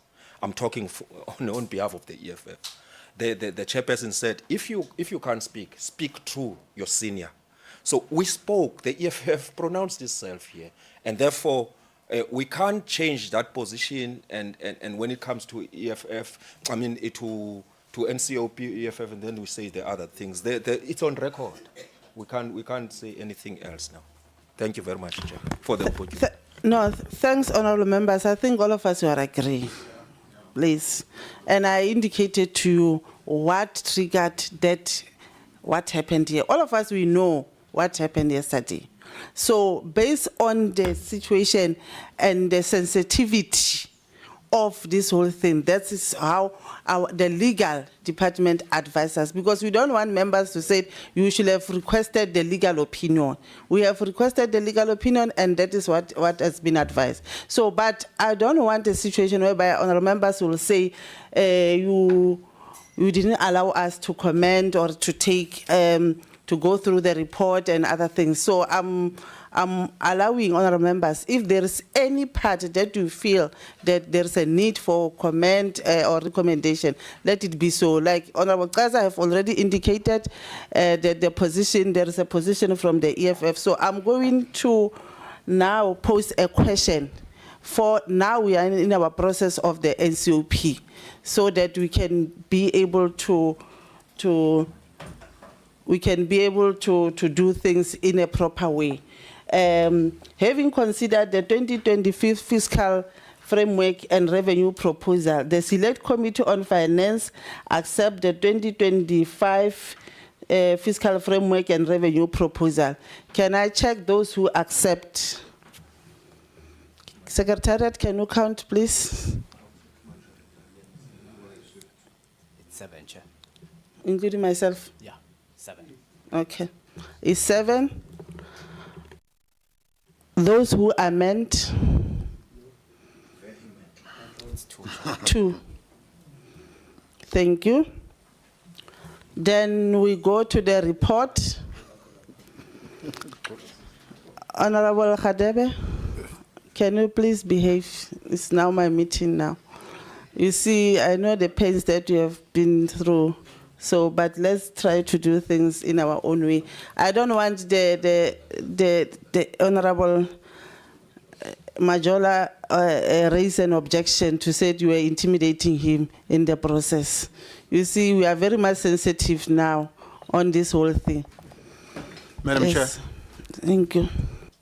Madam Chair, as the law requires for us to accept and amend, I want to check as we voted for amendment, whether do you still require our submission in terms of amendment, or are you will be able to access, because I believe the NA, the elder brothers, already submitted our amendment, whether do we want to formally submit it to you, or you are comfortable that you can share what the MK party amendment to the fiscal.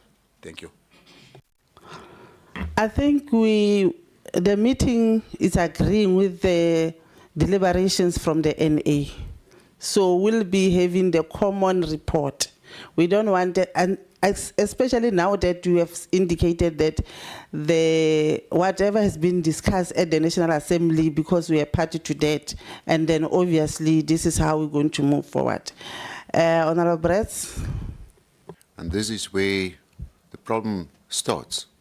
So what we are in effect going to do as select committee, we are going to adopt the final report that was adopted by the Standing Committee on Finances. So that's what that is what we are going to do.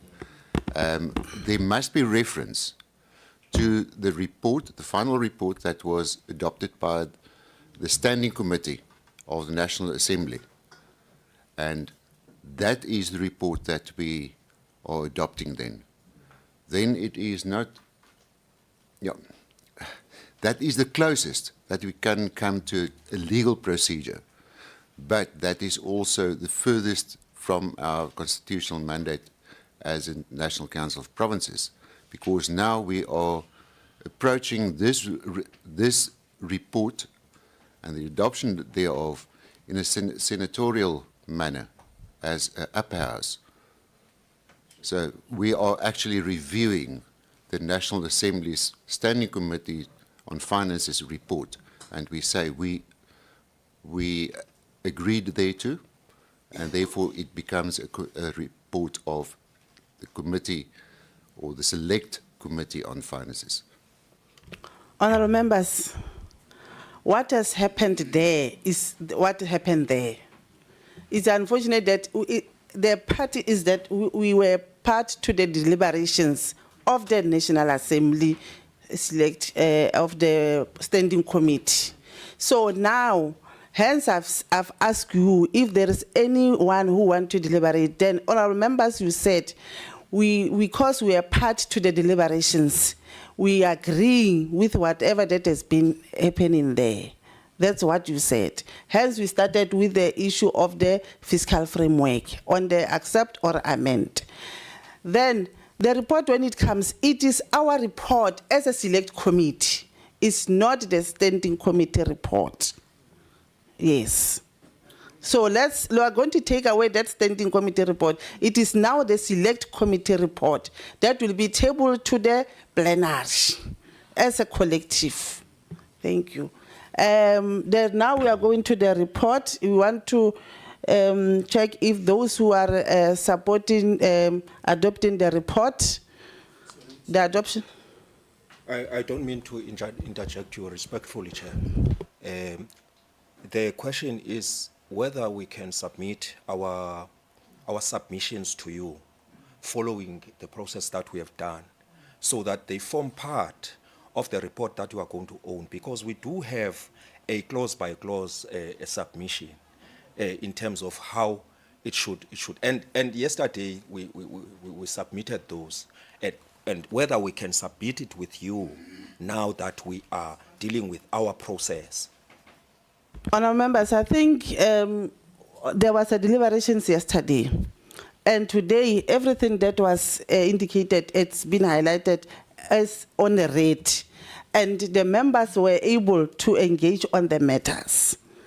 So I'm not sure legally, because at the end of the day, it's going to compromise us, because it will be, like as I indicated, to say, let's go clause by clause. So members will say, we are comfortable with the report. So getting another report, when it goes to the National Assembly, when I'll be tabling it, you'll be saying, but we have forwarded this report, you didn't include it. Because now we are here, we wanted to find out whether we adopt the report or not adopt the report.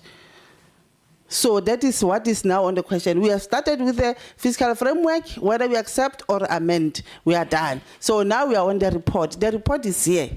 So other things, immediately when you add the other issues on the report, it is something that honorable members will say, but we never had a meeting to agree on those parts. So the part that we're agreeing is about this report that is before us. All of us, we have been listening to our members, especially from the portfolio standing committee.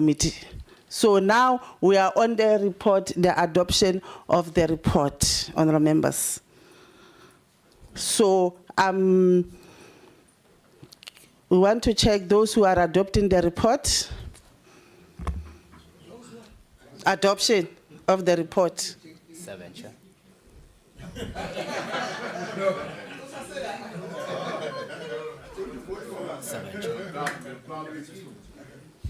You see what they are doing. We are going to raise a question about you, the serious complaint. 7, adoption, the rejection of the report to MKP and EFF reject the report. Honourable members, Honourable Press. Madam Chair, I understand there's a minority report that one of the members wants to table. Hence I've said, because remember, Honourable Brett, those who were captured here on the deliberations. Yes. Unless if it is something that is outside. You said, Honourable Keza, you said your leadership was able to process. Yes. So it's going to be another thing, because now what has been captured, it is what the leadership has processed. Yes. Thanks very much, honourable members. Yes, honourable members, thanks very much for your contribution, and I hope that, Chair of Chairs, please, I hope that the letter that will be sent to the National Assembly, signed by myself, you are not going to disown it, because it is what is being said in this meeting as a collective. And Honourable Ryder, in your meeting of the chairpersons there of the committees and yourself, Honourable Hadebe, you'll be able to say, yes, this is what we are saying. And I indicated, Mr. Jekis, I've highlighted to the committee that we have requested the legal opinion on the processing of the committee reports. Yes, so that is what we have been advised. Thanks very much. And meeting agenda.